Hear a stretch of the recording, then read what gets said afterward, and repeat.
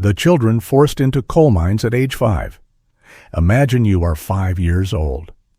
The world you know is a world of darkness, not because your eyes are closed, but because the sun itself has been stolen from you by the jaws of the earth. The year is 1842 in the coal valleys of northern England. The world above is waking, but below, in the veins of stone, children younger than your youngest memory are already at work. The sound of boots and the distant whistle of a mine manager are your alarm clock. You do not own a childhood. You do not own a toy. What you own is a pick, a shovel, a harness of leather tied to a chain, and a darkness so complete it feels as if you have been swallowed by the earth itself. This is not a story meant to shock. It is not fiction. For more than a century, the coal mines of Britain, Wales, and even parts of the early American Northeast ran not only on black rock, but on the invisible exhaustion of children. As soon as their bodies were small enough to crawl into the narrowest seams, often as young as 4 or 5, children were pressed into service. Why? Because adult miners could not fit. The smaller the seam, the younger the child. Some seams were so tight that children had to crawl on their bellies, pushing wagons of coal with their foreheads, their limbs scraping raw against rock walls, their backs arching in unnatural agony. Every morning before dawn, mothers dressed their children in rags and kissed them goodbye at the pit mouth, knowing there was a chance they might not see them alive at sunset. The wages for a child were a fraction of an adult's, but every penny counted for a family trying to survive. There was no school bell. There was no playground. For some, the only light seen for months was the faint glow of a tallow candle fixed to a cap, flickering in the poison air. The rules were strict and cruel: no talking, no singing, no stopping. Any pause was met with the overseer's whip or the threat of being replaced, because there were always more children, always more poverty, always more hunger. Inside the mines, time itself became warped. 12 hours underground, sometimes longer. Hours passed with no indication of whether it was day or night above. Imagine crawling in pitch-black tunnels that twisted and narrowed, the air so thick with coal dust it clogged your throat, the heat stifling, sweat running in streams down your skin, unable to stretch, unable to breathe deeply, unable to do anything but keep moving forward in silence. The noise was a constant terror. The echo of picks, the shudder of falling rocks, the screech of wagons, and sometimes the sudden silence when a collapse or a pocket of poisonous gas claimed another life. What did the children do? The youngest, called trappers, sat for hours in the darkness by heavy wooden doors. Their job was to open and close these doors to let coal carts pass, keeping air flowing and deadly gases at bay. They could not sleep. They could not leave. The only light was the stub of a candle, which often went out, leaving them alone in total blackness with nothing but rats for company. Many trappers were so young they were not strong enough to relight the candle if it blew out. Fear was their constant companion. Older children became hurriers or drawers. Harnessed like animals, they crawled on hands and knees, sometimes dragging carts loaded with hundreds of pounds of coal through tunnels no higher than a dinner plate. Chains cut into their shoulders, knees bled through torn trousers, and the ever-present threat of a cave-in hung over every movement. The air was thick with coal dust and dampness, so every breath burned. Many children coughed constantly, developing what was called miner's lung, coal dust permanently scarring their insides. Some would die before their teenage years, lungs black and bodies bent, never having seen the world outside the mine in daylight. For girls, the suffering was no less intense. In many mining communities, entire families worked underground: mothers, fathers, daughters, sons. Boys and girls alike were expected to perform the same back-breaking labor. Victorian observers, appalled by the muscular, stunted appearance of girls who hauled coal, wrote in shocked tones about their masculine build and the ruin of their childhood innocence. But for these children, there was no concept of innocence, only survival. There were injuries every day: fingers lost to machinery, feet crushed by runaway carts, bodies buried beneath collapsing tunnels. The luckiest walked away with bruises or scars. The unlucky were mourned by families who could not afford to stop sending their other children into the mines. Children went to work with the knowledge that any day could be their last. Some developed permanent disabilities before they reached puberty. Why did society allow it? In the Industrial Revolution, coal was the fuel of progress. Every train, every factory, every warm home depended on the endless appetite of steam engines. Mines needed cheap labor and families needed money. To protest was to risk starvation. No laws protected these children, and few voices spoke for them. The owners claimed the children enjoyed the work, or that it was better than idleness. Politicians closed their eyes, content to count the profits and forget the cost. Yet the world above slowly began to take notice. In the 1840s, government inspectors, many for the first time, descended into the mines to see the truth. They found children barely clothed, covered in soot, eyes red from the dust, faces prematurely aged by exhaustion and fear. Reports were published. Outrage grew.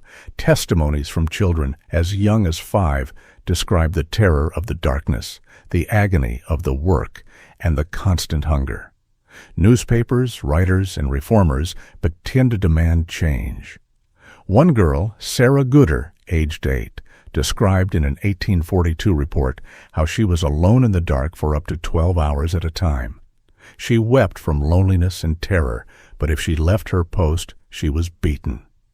Other children told stories of being unable to straighten their backs or stand up fully even outside the mines.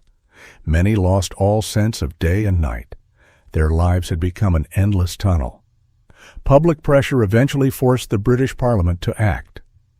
The Mines Act of 1842 banned all women and girls and boys under 10 from working underground.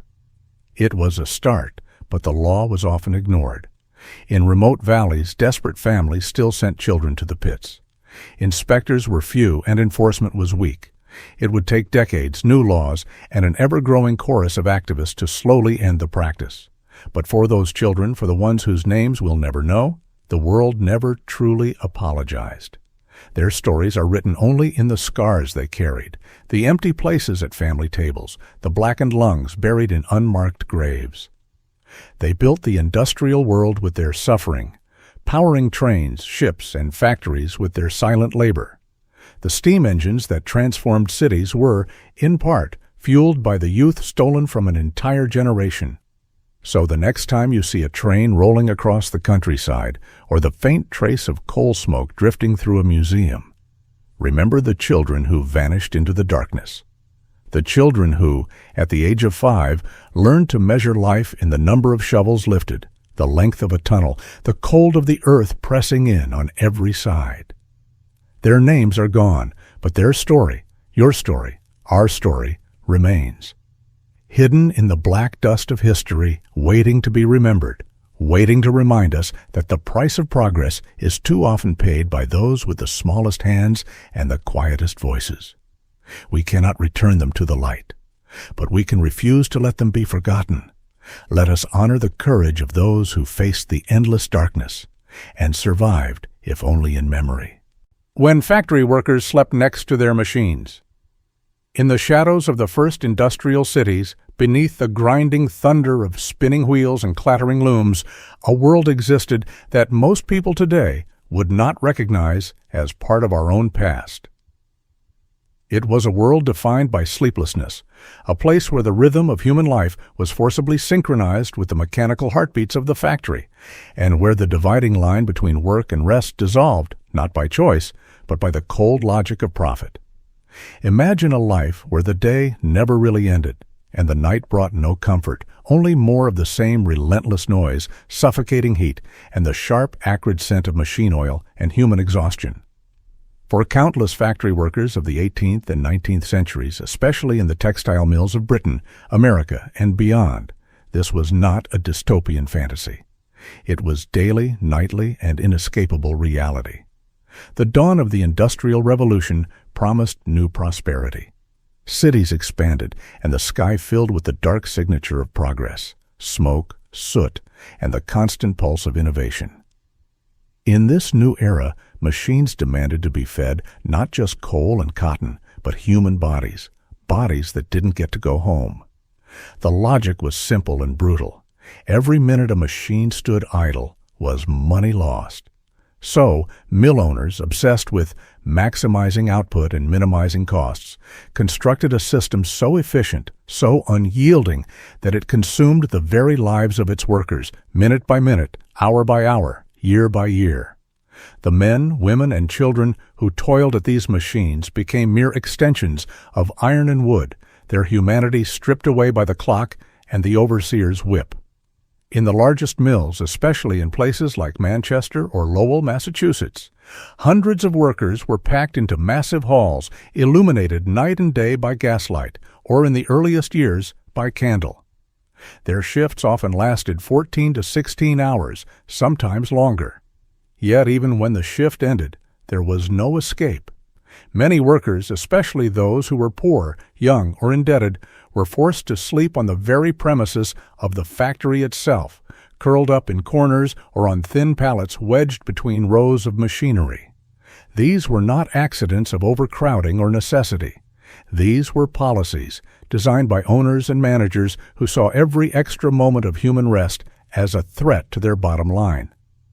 Rest was considered idleness, sleep was weakness, the enemy was the natural human need for recovery, and the answer was discipline, delivered with merciless consistency.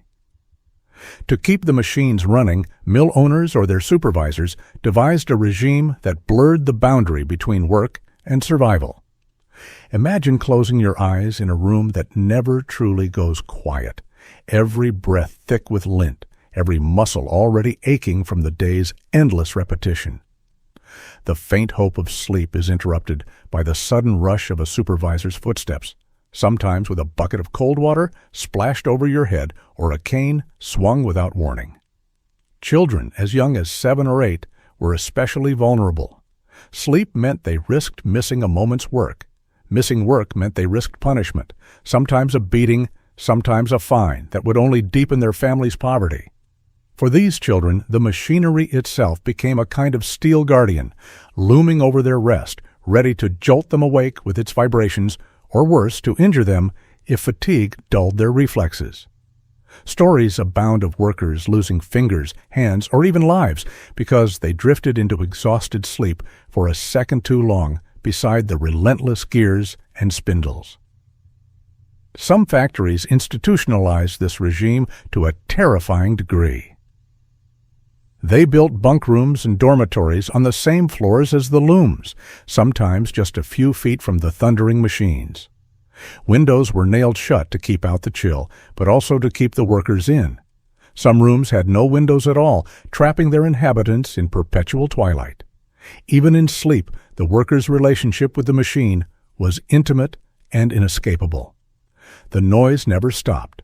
The floors vibrated. The air was so heavy with cotton dust that the workers often developed respiratory diseases, a fate known as mill fever, a constant hacking cough, a slow drowning in fibers. But in these rooms, sleep itself was dangerous. It could mean punishment or worse, simply not waking up at all. The few hours they were allowed for rest were always at risk of interruption, as the owner's men patrolled with lanterns, canes, or buckets. Some factories went further, setting up alarm systems or bells that would ring at random intervals through the night, all to ensure no one slept more than a few minutes without interruption. In the cruelest cases, the night watch was tasked with finding sleepers and rousing them, by force if necessary. If a worker was found asleep, they could be doused in cold water or dragged to their feet for another hour of labor. In the worst mills, physical punishment was not just a threat, but a certainty. Overseers would beat workers who collapsed or failed to wake on command. Sometimes parents and children were housed together in these factory dorms, but often families were separated entirely. The worker became a possession, moved and managed as part of the machinery. For owners and investors, these workers were a line on a ledger, a variable to be minimized, a means to an end. The economic arguments were always cold. The cost of building worker housing was less than the cost of letting employees leave and potentially not return. Keeping workers on site also meant there was no excuse for tardiness. If a machine broke at midnight, there was always someone nearby to fix it. If a worker fell ill, there were more bodies ready to fill their place. In some cases, factories would dock pay for any lost time, not just missed shifts, but even moments spent sleeping too long, using the toilet, or tending to a wound. The labor force was kept in a state of constant fear, their world reduced to a single room, a single purpose: keep the machines running, no matter the cost to body or mind. The psychological impact of this regime cannot be overstated. Workers described losing all sense of time, their days and nights blurring into a single endless ordeal. Some went mad, driven to hysteria by sleep deprivation and the unceasing roar of the machines. Others simply died, of exhaustion, accidents, or slow decline. Suicide rates in some mill towns soared. For many, the only escape was permanent: running away, or perishing at the machine's side. For women and girls who made up a huge proportion of the textile workforce, factory life was doubly cruel. They were paid less, beaten more often, and had even fewer rights to leave the premises. Some mills operated almost like prisons, locking the doors from the outside and requiring workers to ask permission just to use the lavatory. Yet, in this darkness, a kind of resistance began to simmer. Workers started to share their stories, smuggling letters out to newspapers or labor organizers. Early activists visited the mills and recorded the horror of sleepless labor, publishing exposés that shocked the public. In England, social reformers like Robert Owen, and in America, figures such as Sarah Bagley, began to fight for laws that would limit the working day, protect children, and eventually ban the practice of forcing workers to live and sleep inside the mills. But progress was slow. Factory owners lobbied hard against any interference, arguing that regulation would kill the engine of progress. Still, the truth could not be completely hidden. Accounts from former child workers, letters from desperate parents, and the testimony of reformers painted a picture of industrial success built on human suffering. The walls of the factories themselves, stained with sweat and soot, bore silent witness to this era when sleep itself became an act of rebellion, and the simple wish to rest was answered with violence. Over decades, laws finally changed. The 10 Hours Act in Britain, the rise of unions in America, and the spread of labor rights worldwide forced factory owners to relinquish their most brutal tools. But the story echoes in today's world, in sweatshops and shadow economies where the line between labor and life is still blurred. The next time you see a spinning wheel or the soft fabric of a t-shirt, remember that its origins are woven with the dreams that were denied to thousands, dreams interrupted by cold water, shouting overseers, and the relentless song of machines that refused to let anyone rest. This was not just a flaw of history. It was the price of progress, extracted not from coal or cotton, but from the stolen sleep and shattered bodies of the people who kept the world's first engines running long after the rest of the city went to sleep. The machine that scalped hundreds of young girls. Of all the silent terrors hidden inside the Industrial Revolution, perhaps none are so instantly horrifying and yet so systematically ignored as the spinning machines that turned young girls into living warnings. To the men who invented these monstrous looms and spinning frames, the calculation was simple: more speed, more thread, more profit. But to the hundreds of young girls whose hair was deemed a disposable risk, the reality was a constant, unending nightmare. Imagine standing in the ceaseless, pounding roar of a spinning room, your feet on oily wooden planks, air vibrating with the shriek of steel. Your entire life depended on staying alert for 10, 12, even 16 hours a day. The room is hot, and the air tastes of dust and sweat. The machine is a beast, its arms whirling faster than you can blink, spools and rollers snatching thread at inhuman speed.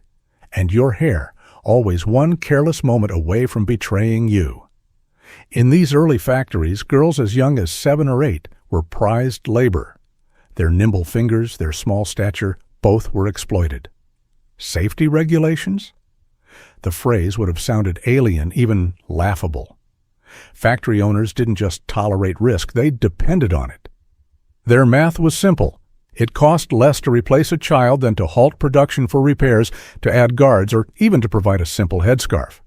So the machines were left hungry, unshielded, always ready to catch anything loose. The end of a shawl, a ribbon, but most devastating of all, a lock of hair. Picture the terror. One moment, a girl leans a little too close, perhaps to retrieve a jammed thread, perhaps to peer into a difficult spot, and in an instant the spinning frame grabs a single strand of hair. But the machine doesn't stop at a strand. It's relentless, pulling with hundreds of pounds of force. In seconds, her scalp is torn from her head, sometimes leaving her alive, screaming, sometimes killing her instantly. This isn't a myth or a single isolated horror story. In textile towns across Britain and America, the scalpings happened with chilling frequency, and nearly always to young female workers. Their screams, if heard at all over the roar, were usually met with annoyance. Production rarely stopped. Other workers, usually other girls, would be forced to keep working while blood soaked the floor, sometimes even as the victim was dragged away. Survivors, if they lived, bore the physical and psychological scars forever. Bald, disfigured, often blind or crippled from the shock, many became outcasts even in their own homes. For others, death came quickly from infection or shock, while for the factory owner it was just a line in the ledger. Newspapers of the time occasionally reported the more spectacularly gruesome incidents. There are stories of supervisors forcibly cutting away clothing and hair from unconscious girls still tangled in the machinery, of factory surgeons performing crude, hurried amputations to save what life remained. Sometimes there are chilling records. Girl, age 11, scalp removed, returned to work after 2 weeks, as if noting a broken tool. There was rarely justice.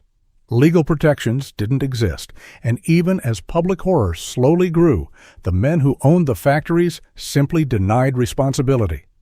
They claimed girls should have known better, that accidents are inevitable, or blamed the workers' own carelessness.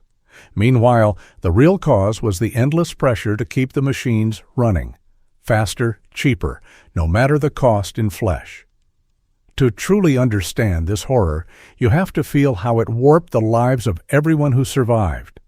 Imagine being the sister, or the friend, or the mother of a girl scalped by a spinning machine, having to treat the wound with nothing but rags and home remedies, knowing you'd be sent back to the same factory tomorrow. Imagine walking to work each day past the bloodstains on the floor that would never quite come out.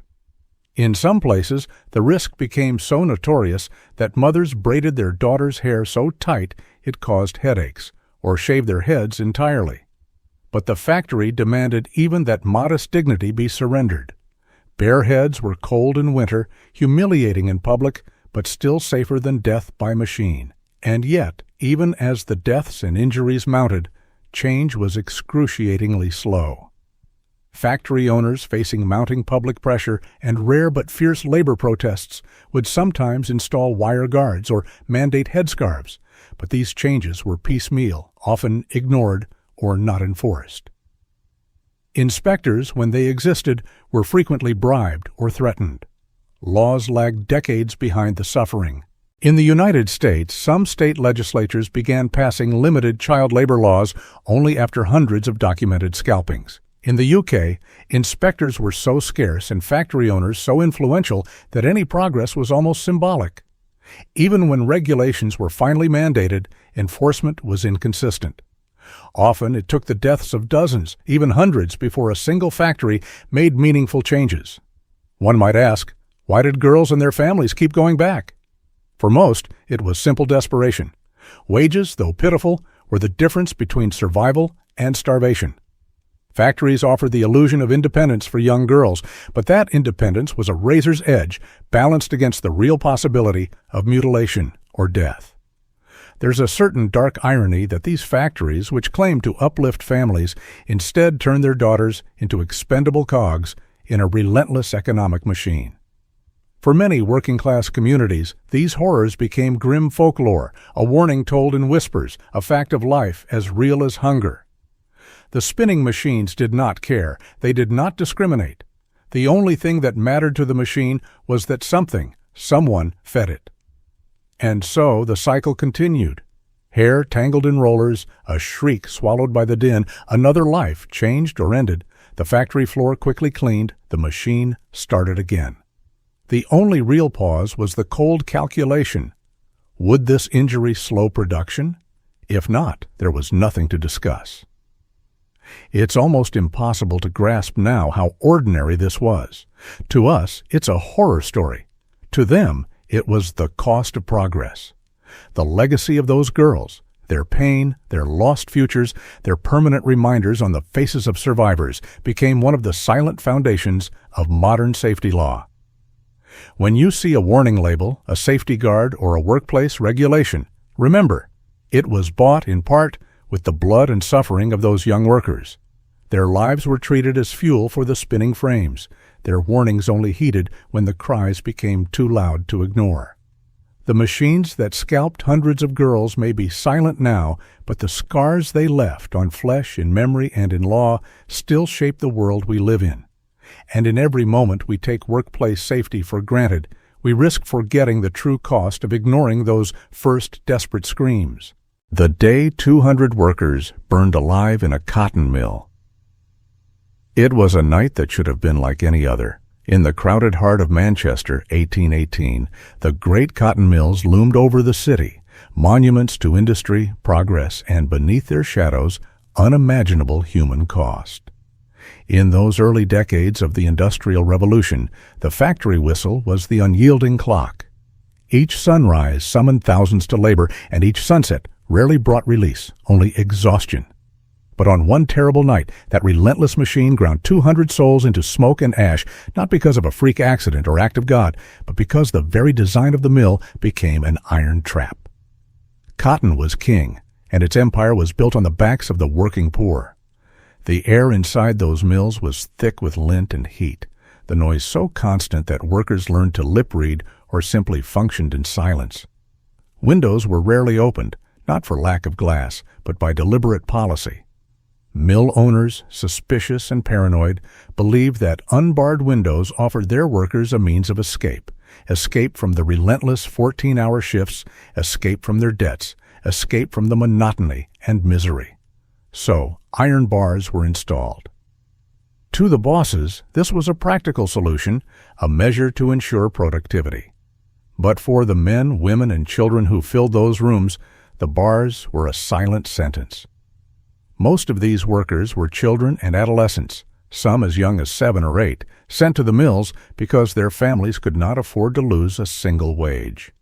Their tiny bodies were prized for crawling between the clattering looms and spinning frames, for reaching into narrow spaces that adults could not. The days began before dawn and ended long after the sun had set, with barely a meal to break the rhythm. Each worker had a number, but seldom a name in the factory records. For the overseers, they were tools, expendable, replaceable. On that fateful day, the mill was operating at full tilt. The air shimmered with dust, cotton fibers swirling like ghosts in the light. The machines roared, powered by coal and water wheels, pressed hard to meet the demands of distant merchants. In the lowest room where lint gathered thickest, a spark leapt. No one noticed at first. Fires were not uncommon. Cotton dust is more flammable than gunpowder, and a single static charge, a metal nail scraped the wrong way, or the careless flicker of a lamp could ignite catastrophe. But this night, the spark found a feast. Flames raced through the lint, crawling up the walls, fed by a constant draft and the oxygen from the machines themselves. Workers screamed and ran, but already the thick smoke began to suffocate the lower floors. The overseers, panicked, tried to organize a bucket line, but it was futile. The fire was too quick, too hungry. Within minutes, the exits became blocked by smoke and heat. Desperate, the workers fled for the windows, but the bars that were meant to keep them inside their shifts now sealed their fate. They clawed and hammered at the iron, voices lost in the roar of the flames. Some tried to squeeze their bodies through the narrowest gaps, leaving flesh and skin behind. Others banged on the glass until their hands bled. There are accounts of people, in their final panic, trying to leap through the flames themselves, believing perhaps that the agony of fire would be quicker than the slow suffocation. Outside, the streets filled with families, bystanders, and neighbors, powerless to intervene. The fire brigades of the day, little more than bucket chains and hand pumps, could do nothing. The entire structure was a tinderbox, and it burned quickly. What makes this tragedy so unbearable is how avoidable it was. The fire itself was an ever-present risk. Mill owners knew that. They insured their buildings, not their workers. But those bars, those iron prison rails, existed for no purpose but to prevent escape. There were no fire drills, no emergency plans, no provisions for mass exit. The only thing that mattered was productivity. So as the flames reached the upper floors, as the timbers cracked and the walls began to collapse, the very architecture of profit became a killing machine. Bodies were later found slumped beneath windows, fused together by heat and terror, some clutching at the bars even in death. After the ashes cooled, the official death toll was over 200, but the true number was likely higher. Some workers weren't even listed, others too mangled to be identified. The city was left to bury its dead, often in mass graves. For a few days, the newspapers raged. There were calls for justice, for safety, for some reform. But the mills ran again soon after, often in the same buildings. The iron bars were sometimes quietly removed, but not always. Other mill owners scoffed at the panic, citing the need to prevent theft or keep discipline. To the survivors and to the families who lost everything in a single night, the pain never truly faded. The wages lost, the futures erased, the knowledge that it was not an accident but a choice. The choice to prioritize cotton over children, profit over people. Many would never return to the mills, but most had no other option. For the youngest survivors, those who remembered the screams in the dark, every day inside a spinning factory became an act of endurance, a gamble with fate. This was not an isolated tragedy. Across England, and later across the industrializing world, the same pattern repeated. Fires, collapses, explosions, always with the poorest suffering most, and the owners rarely held to account. Inquests were held. Blame was assigned to individual workers, to bad luck, to anything but the system itself. Laws were slow to change. It would take decades and the deaths of thousands more before real labor reforms forced mill owners to install fire escapes, unbar the windows, and treat workers as something more than disposable cogs. But even as the years passed and the mills became safer, the memory of that night lingered. It's whispered in the foundations of every old brick mill still standing, carried in the stories of descendants who can't forget what was lost. It's a testament to the hidden costs of progress, the way history is built not just on invention, but on sacrifice, suffering, and silence. The fire at the Manchester cotton mill stands as a grim monument to the dangers of unchecked industry, to the arrogance of those who put wealth above life. It asks us to remember the names behind the numbers, to listen to the cries that echo from the past, to never let productivity justify cruelty. Progress, real progress, cannot be measured in yards of cotton spun, but in lives protected, in futures preserved. In the end, those 200 souls did not die in vain. They forced a reckoning, however slow, with the darkest parts of industrial ambition. And every time we look at a barred window or a locked door in a crowded workplace, we must ask, have we really learned, or are the iron bars still there, only more cleverly disguised? When wages dropped as profits soared, in the heart of the Industrial Revolution, beneath the smoke-choked skies and relentless clang of machines, a silent war raged between wealth and survival. This was not a war of armies or nations, but of classes. Factory owners against the people who powered their machines, the nameless millions whose sweat made the empire richer each year. The statistics barely scratch the surface of the human suffering. In Britain and across Europe, profits for mill and factory owners soared to heights never before seen. But for the ordinary worker, the story was inverted. Wages, once barely enough to scrape by, were slashed in half over just 2 decades. Imagine a world where every year your work grows more exhausting, but your reward for that effort shrinks, shrinking so much that each coin in your pocket becomes a bitter reminder that the system is rigged against you.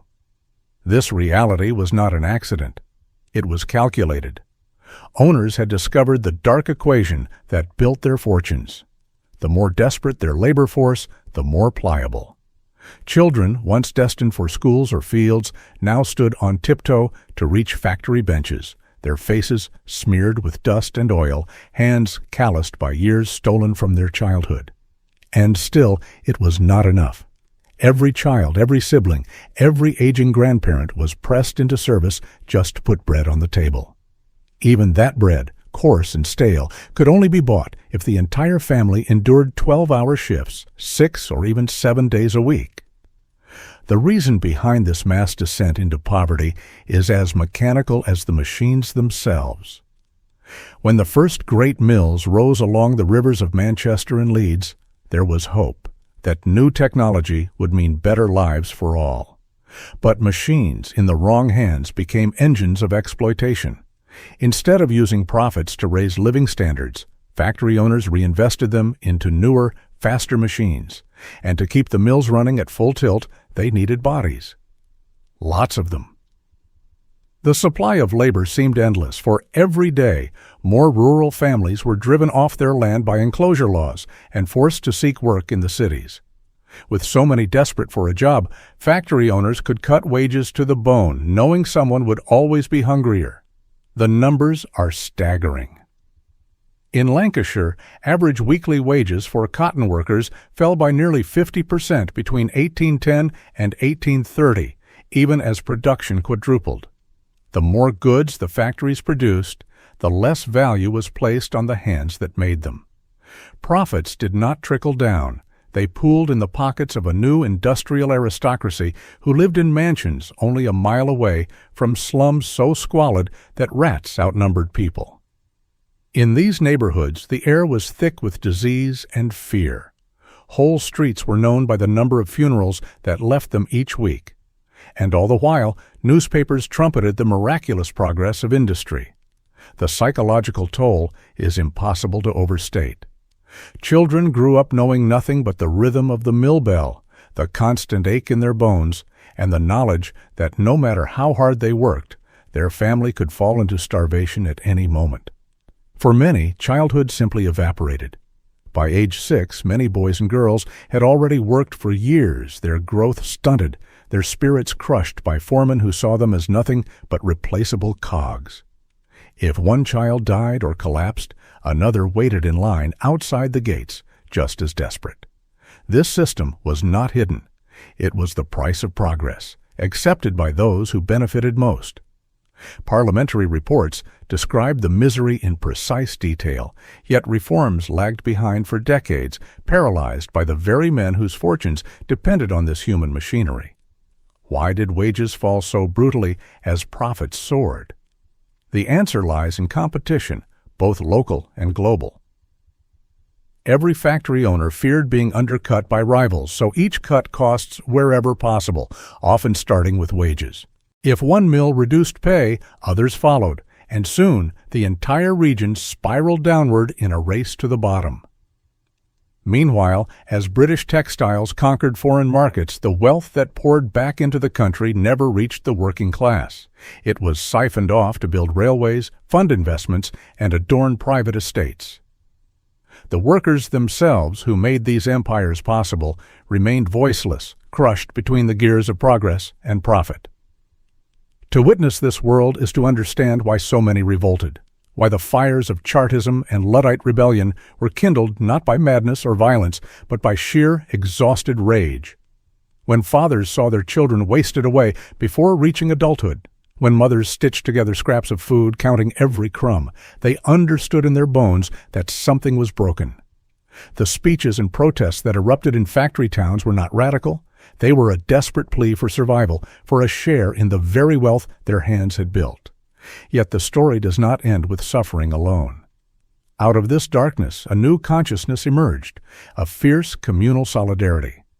Workers began to organize, risking their jobs and their lives to form early unions and mutual aid societies.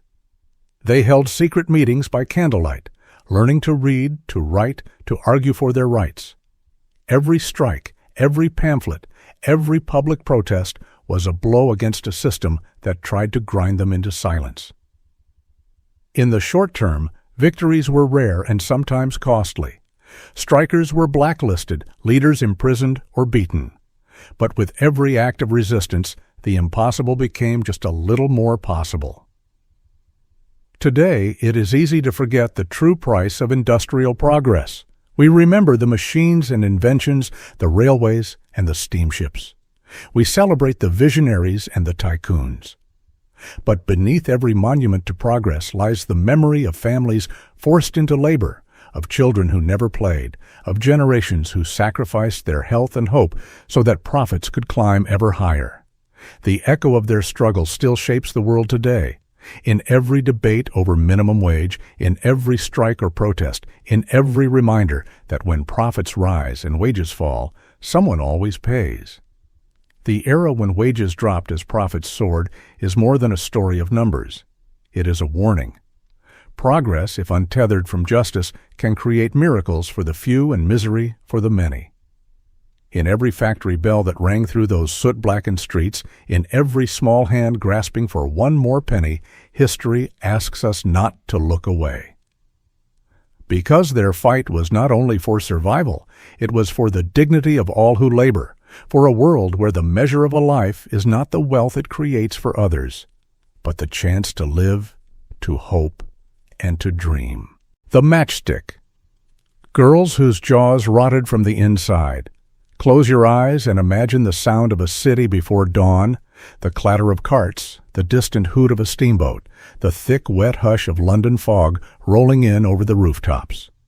Now imagine a new day beginning not with sunlight, but with a bell's cold ring echoing through a cramped tenement. The girls are already awake. Some are only 12. Some have younger brothers and sisters curled up beside them, hungry and shivering. But the match factory waits for no one. In the pre-dawn gloom, girls in patched skirts and worn boots rush through alleys, faces pale with exhaustion, hair tied back with rags, clutching their meager lunches. These are the Matchstick girls, the invisible army that lights the world only to be consumed by its flame. The year is 1888, but it could be any year in Victorian London. The city is expanding. Light is the new luxury. Matches are cheap, convenient, and suddenly everywhere. In the homes of the rich, the garrets of the poor, the pockets of children, the lamps of the world. But behind each tiny flame, an empire of suffering hides in the shadows. In the match factories along the Thames, hundreds of young women and girls work day and night dipping wooden sticks into vats of glowing white phosphorus. It is a poison that glows green in the dark, and the girls call it the devil's breath. It clings to their skin, coats their hair, settles into the lines of their hands and the cracks of their fingernails. To outsiders, the work looks simple. Take a stick, dip it in the chemical, dry it, box it up. But the air in the factory is thick with invisible danger. Each breath tastes sweet, almost metallic, but within that sweetness lies death. The managers know, the chemists know. But matches must be made, cheaper, faster, always more. The girls are replaceable. Their wages are a pittance. But in a world without safety nets, a pittance is the difference between a family's survival and starvation. Day after day, the Matchstick girls dip and pack, their hands stained yellow, their aprons white with dust. They work hunched over tables, side by side, in rooms where the only color is the sickly green glow of the phosphorus in the gloom. They sing songs, tell stories, laugh when they can, but sometimes one of the girls goes quiet. A toothache at first, just a little pain. Maybe a swelling along the jawline, easy to ignore. But soon the pain becomes unbearable. Their cheeks swell. The skin beneath their jaw glows faintly in the dark, a ghostly, unnatural light. This is phossy jaw, a condition that begins with a toothache and ends with the slow, horrifying decay of the jawbone. White phosphorus seeps into the teeth and gums, killing tissue from the inside out. The bone turns brittle, glows green, and begins to rot. The smell is overwhelming, a sickly sweetness mixed with the stench of death.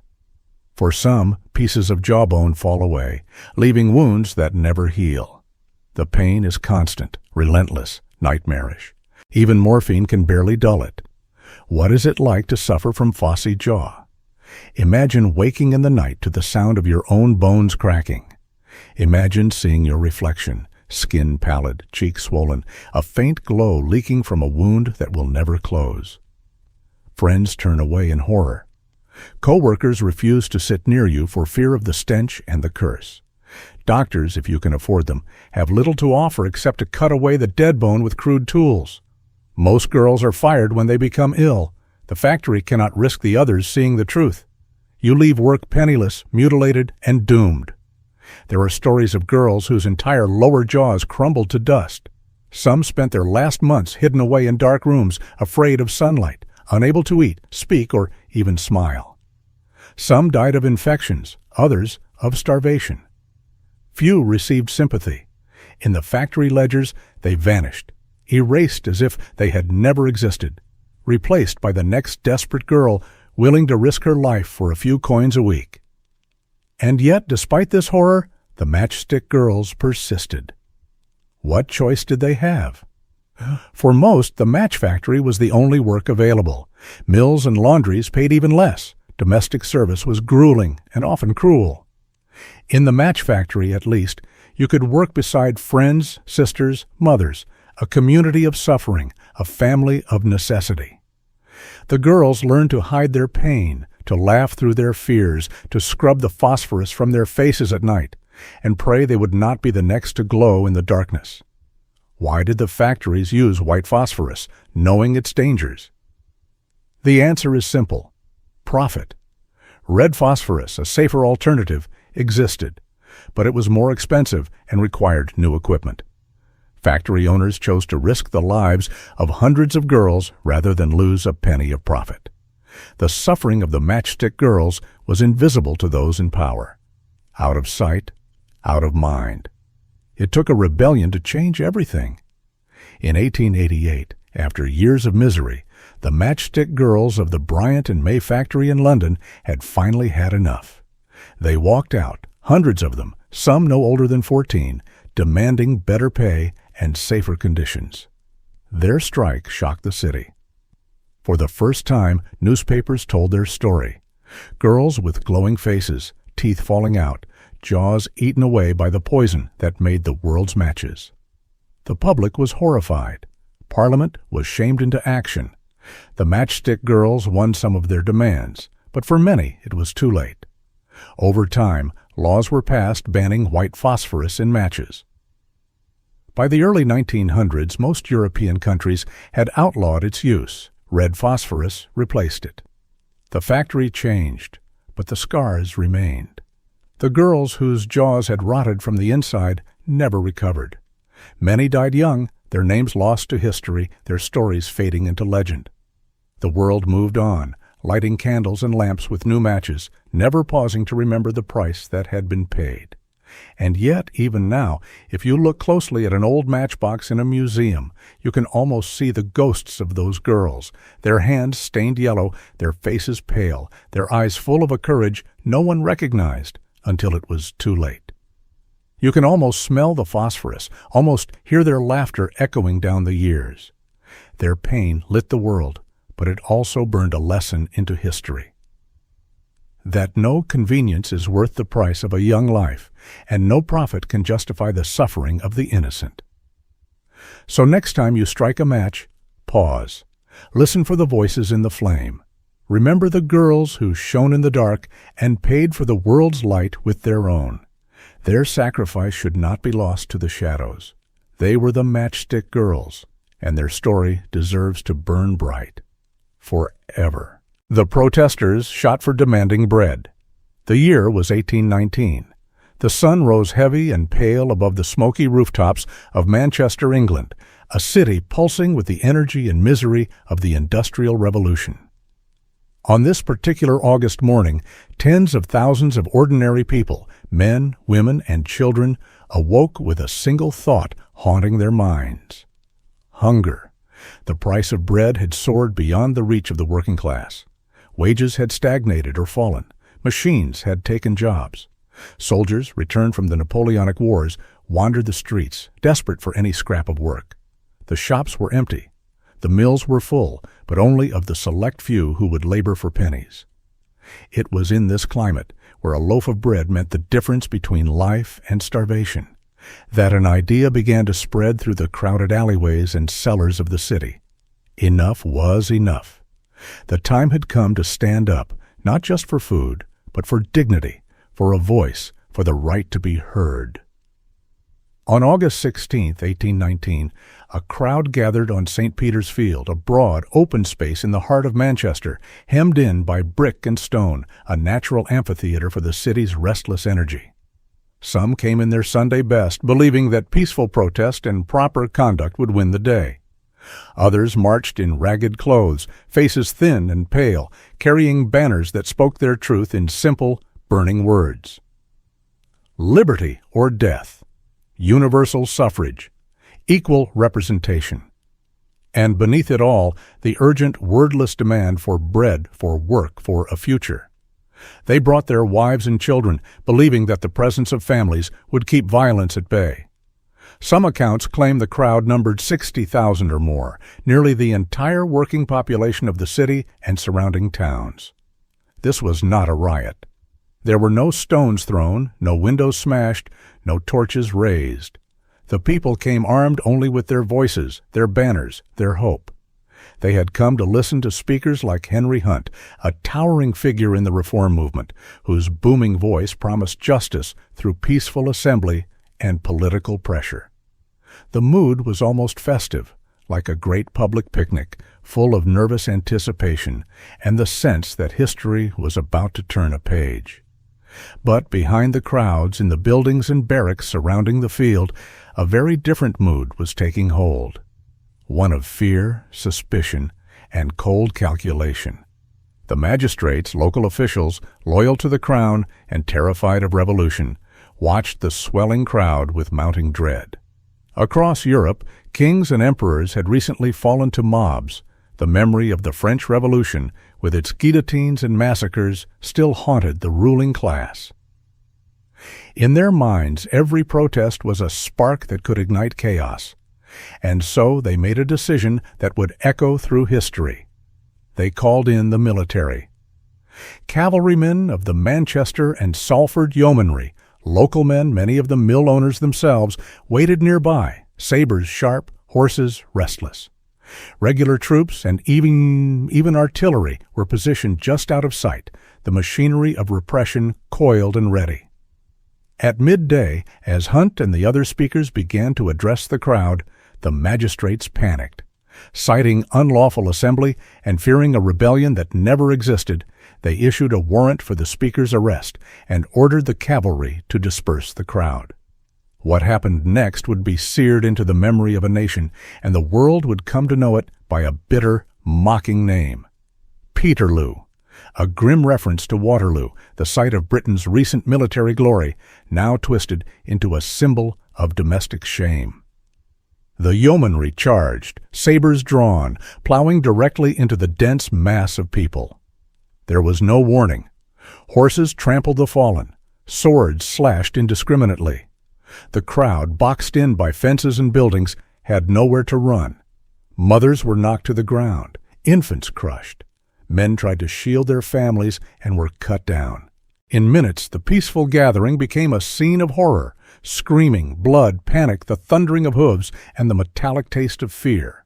Soldiers showed no mercy, striking at anyone in their path, young or old, man or woman, protester or bystander. Those who tried to flee were blocked by police and more troops. Banners were ripped apart and trampled into the mud.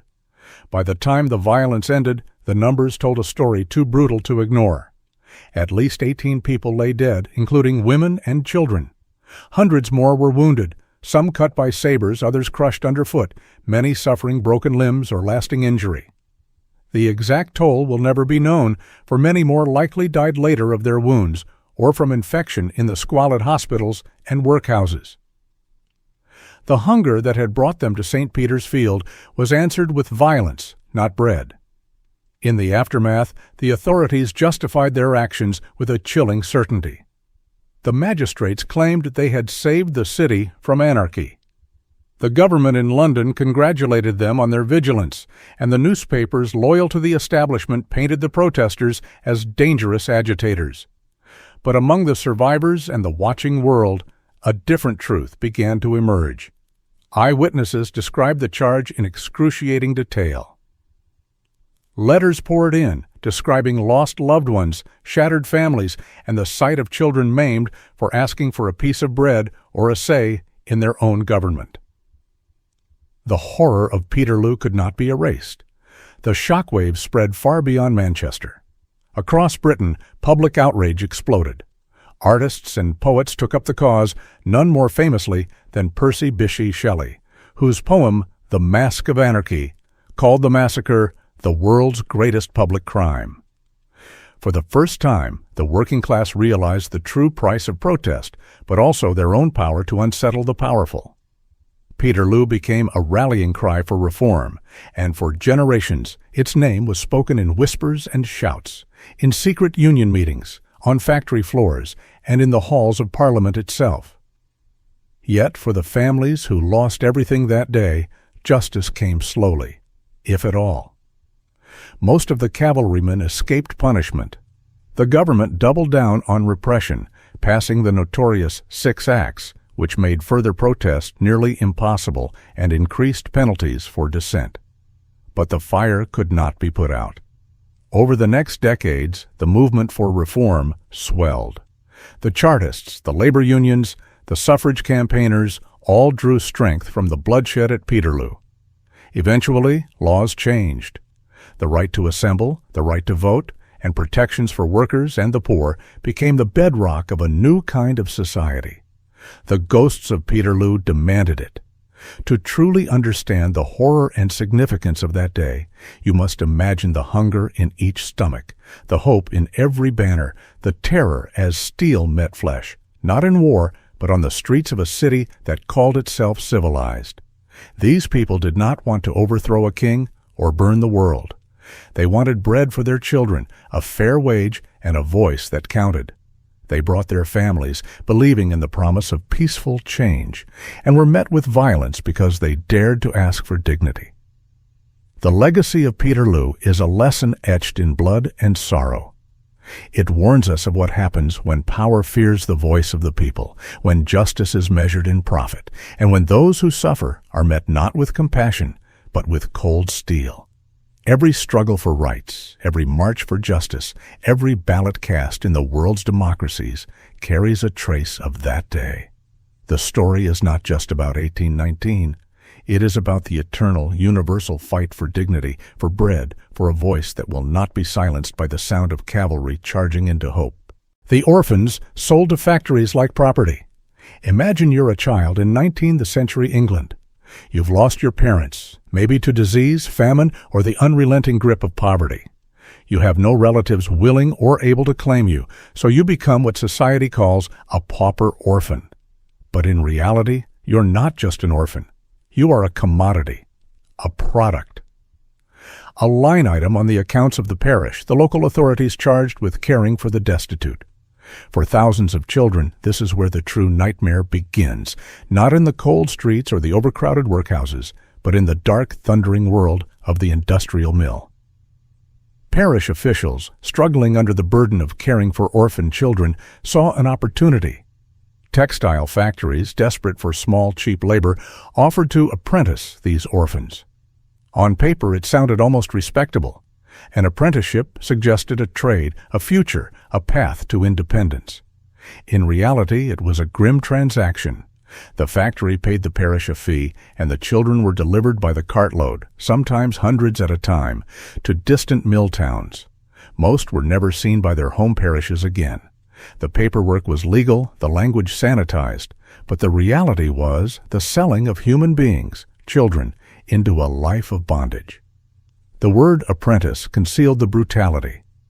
These orphans, some as young as 5 or 6, were nothing like traditional apprentices learning a skilled craft. They were put to work on spinning frames, looms, and other dangerous machinery almost from the moment they arrived. Many could not read or write their own names. Their job was not to learn, but to serve. The mills ran day and night, and the children worked up to 16 hours a day. Food was scarce, sleep scarcer. The buildings were crowded, airless, choked with lint and dust. Disease swept through the dormitories, tuberculosis, typhus, fevers. Starvation was common. Many children died within their first years, buried in unmarked graves, their deaths hardly noted except as a reduction in costs. For those who survived, life was a waking nightmare. Overseers beat children who worked too slowly or made mistakes. The noise was deafening, the labor relentless. Tiny hands and bodies were required to crawl beneath moving machines to fix snarls or retrieve lost bobbins. One slip, and a child could lose a finger, a hand, or worse.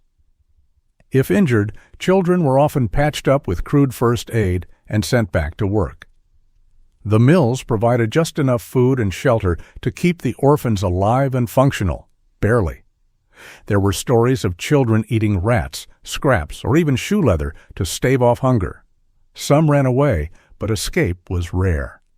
Factory owners had legal contracts, and runaways, if caught, were beaten and returned, or sent to even harsher punishments. Many of these orphans never saw the outside world again except in fleeting glimpses. Their whole universe shrank to the factory floor and the dormitory. Letters home, if permitted, were censored or dictated by overseers. Some children did not even know the name of the town where they now lived. Their only education was in survival, their only family, the other orphans beside them. For a few, there was the faint hope of release at age 21, but most never made it that far. The work broke bodies and spirits with equal efficiency. Some children died from injuries, crushed limbs, torn scalps, infections left untreated. Others simply wasted away from malnutrition and overwork. And all this unfolded within a society that largely looked away. To many in power, these children were the fortunate ones, spared the workhouse or the street. The mill owners insisted they were providing shelter, food, and employment. Some even pointed to the rare success story, a child who survived, grew strong, learned a trade, as proof that the system worked. But the graves outnumbered the success stories 1,000 to 1. Inspectors, when they appeared, were often bribed or shown only the healthiest children. Reports of abuse were buried, denied, or dismissed as exaggerations. The parish system, designed to protect the most vulnerable, had become a pipeline to suffering.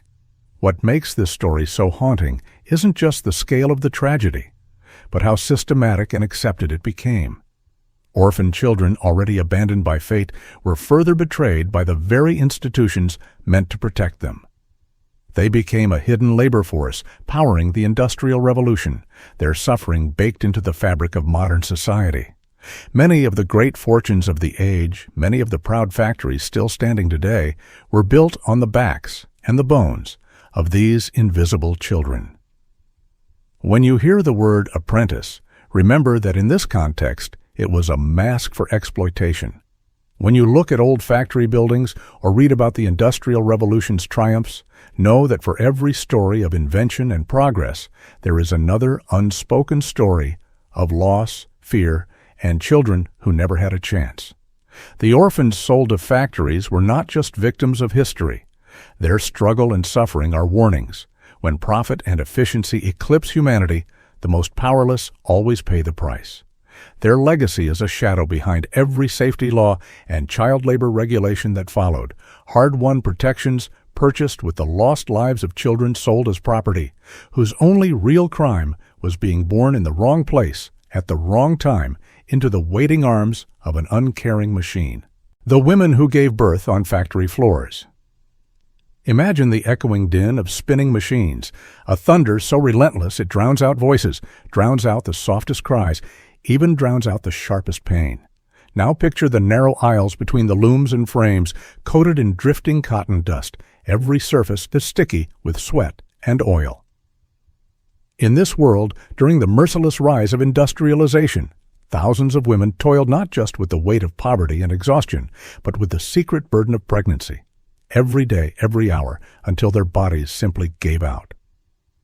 In the cotton mills, textile factories, and grim manufactories of the 19th century, the notion of maternity leave simply did not exist. There were no exceptions, no pauses, and certainly no compassion for a woman's pain, not even for the pain of childbirth. For many women, pregnancy was less a blessing than an additional risk. Most were already malnourished, overworked, and living in crowded, disease-ridden tenements. They worked shifts stretching 14 hours or longer, 6 days a week, often on their feet the entire time. The expectation was clear: as long as you could stand, you could work.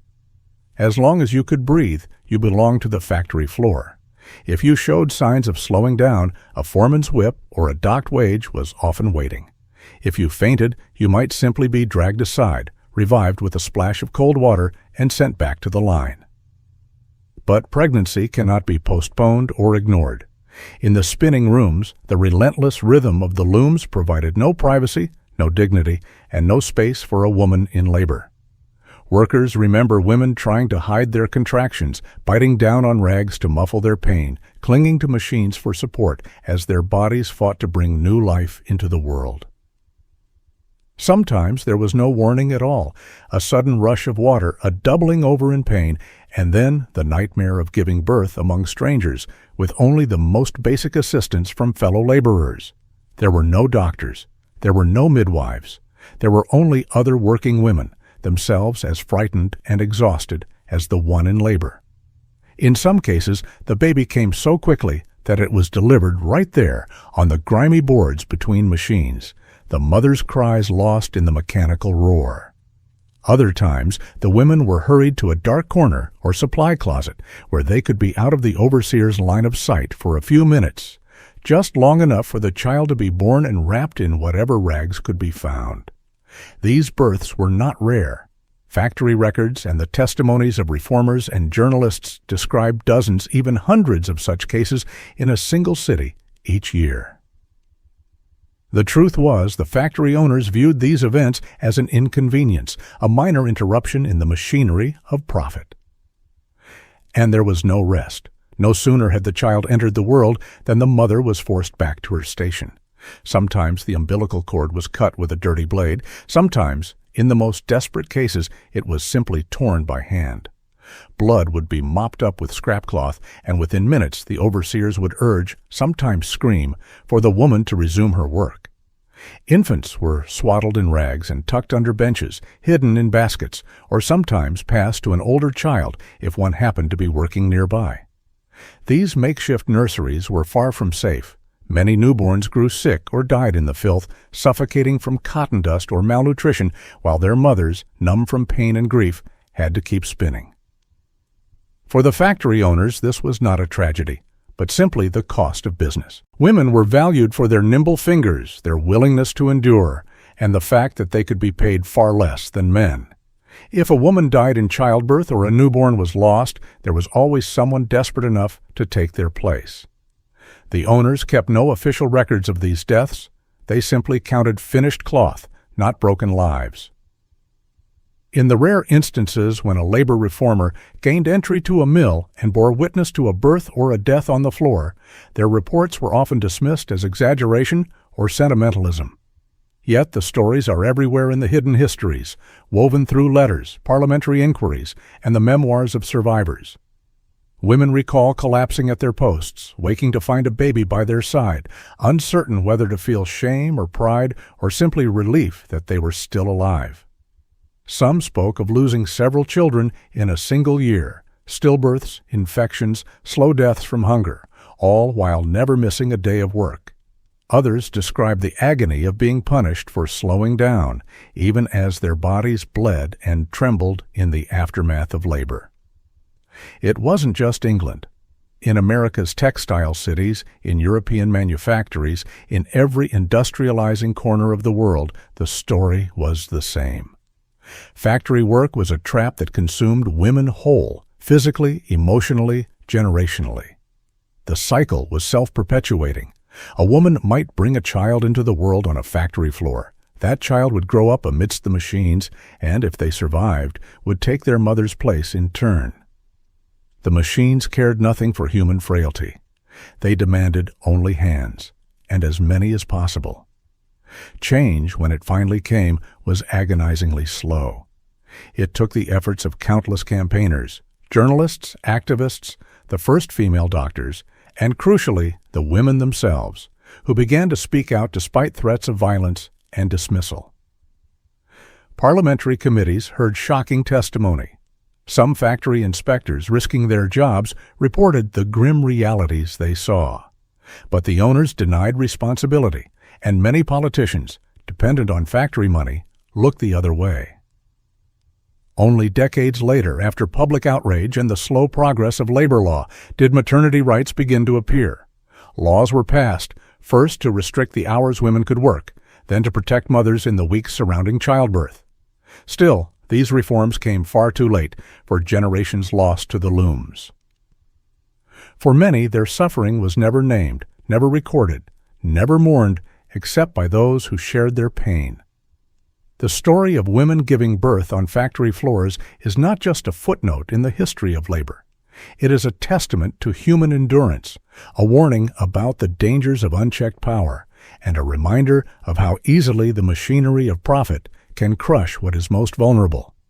It is the story of mothers forced to choose between hunger and humiliation, between their own lives and their children's, in a world that saw both as expendable. In the ghostly silence of every abandoned mill, their voices linger, crying out not just for remembrance, but for justice that was far too long denied. The miners who drowned because owners refused to pump water. Picture a landscape ripped open by black scars, the air thick with coal dust and the scent of damp earth. Beneath the ground, where sunlight has never reached, men and boys labored in darkness for hours that blurred into eternity. Coal was the blood of the Industrial Revolution, fueling cities, factories, locomotives, and ships. But beneath every ton of coal pulled from the earth was a toll paid in fear, silence, and sometimes water, the silent, creeping enemy that would claim the lives of those who dared to dig too deep. In the early 19th century, coal mining was a brutal gamble against nature itself. The deeper the mines ran, the closer they came to underground rivers, springs, and ancient aquifers held back by nothing but walls of earth.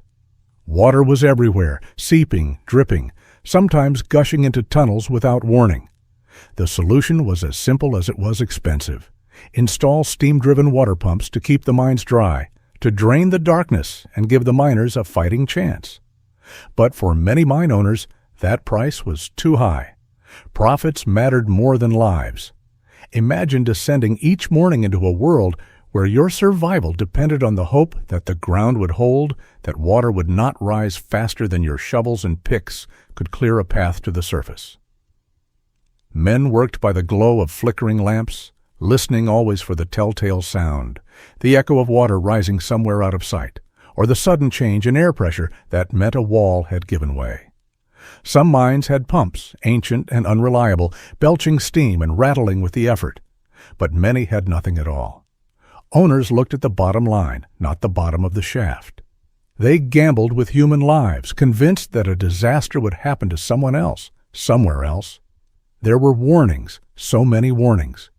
Workers pleaded for better pumps, for backup systems, for the simple dignity of a second exit, a way out if the tunnels began to flood. But those requests were met with silence, or worse, threats of dismissal. To demand safety was to risk everything, for there were always other men desperate enough to take your place.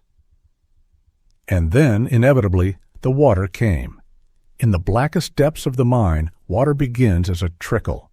Miners learn to live with wet boots, cold feet, and the stink of mold.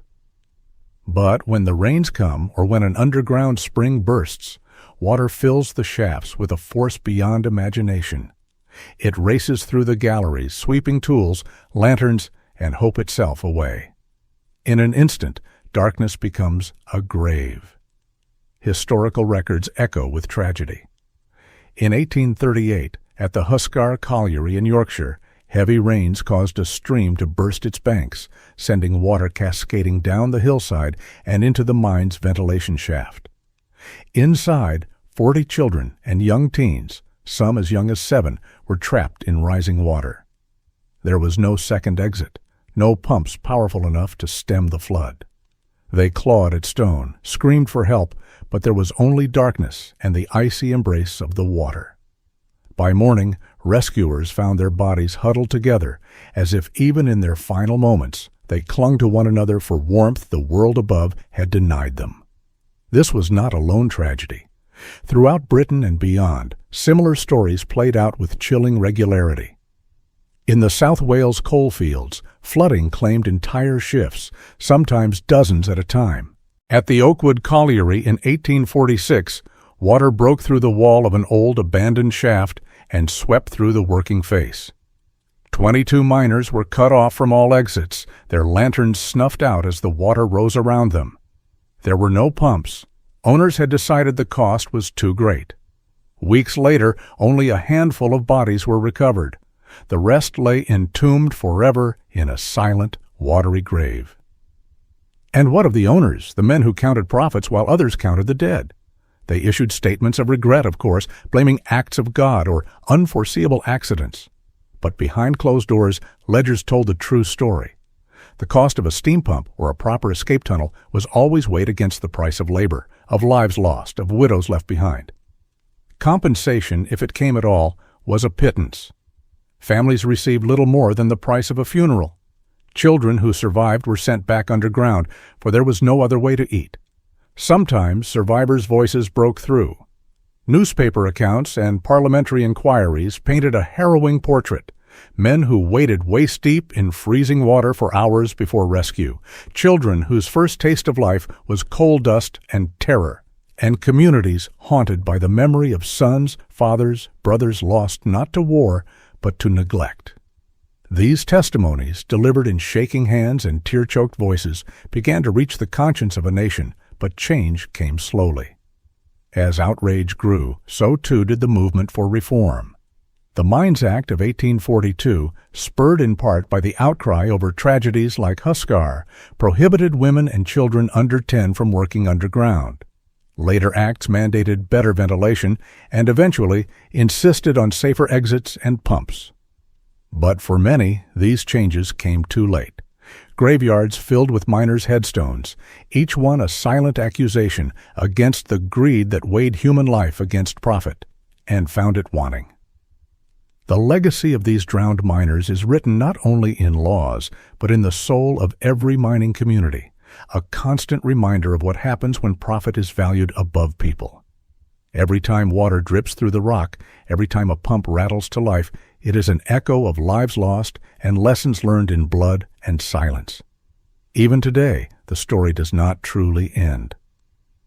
In parts of the world where coal is still king and safety an afterthought, men and women continue to gamble their lives against the slow, unstoppable seep of water in the dark.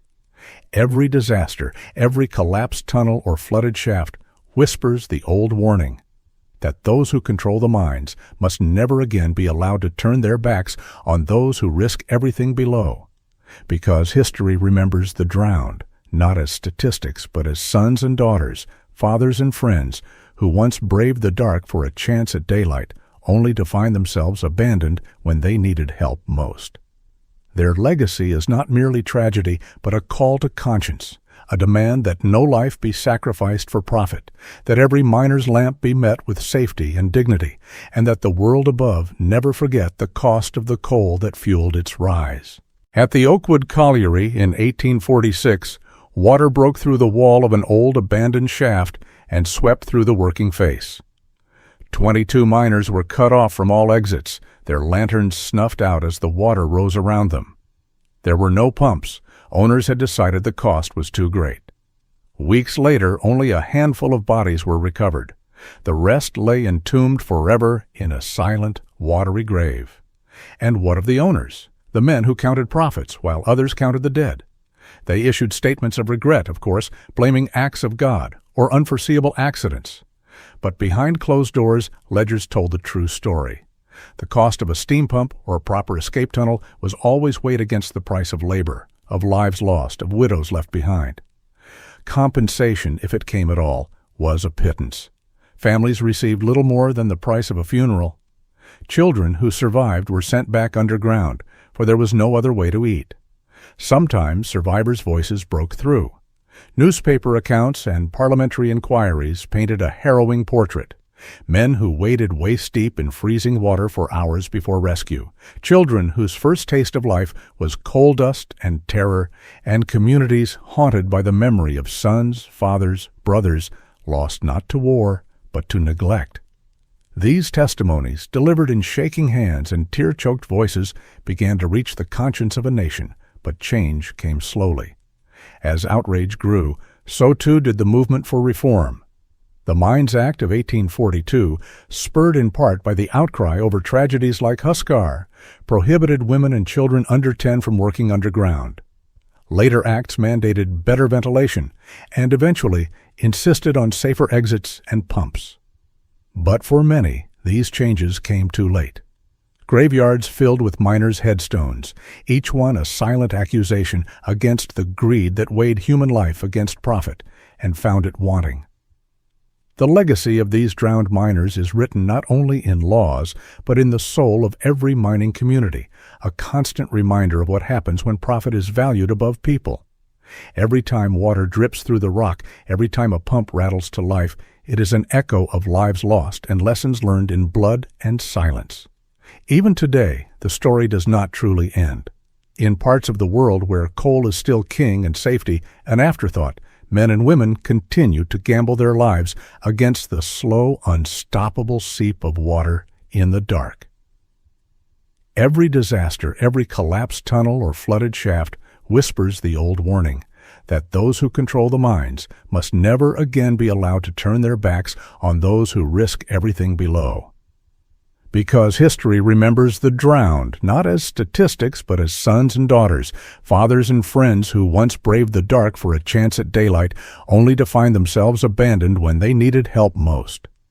Their legacy is not merely tragedy, but a call to conscience, a demand that no life be sacrificed for profit, that every miner's lamp be met with safety and dignity, and that the world above never forget the cost of the coal that fueled its rise. The condemned men, 24 in York alone, are paraded through the streets, their faces pale, eyes defiant or broken. Some pray, some curse, some stand in silence, their dignity the last thing that cannot be stolen. Imagine that moment. The sun just breaking the horizon, birds singing unaware, while ropes are thrown over beams, knots pulled tight by practiced hands. The condemned are forced up the steps, one by one. Some are fathers, some brothers, some barely more than children. Their crime?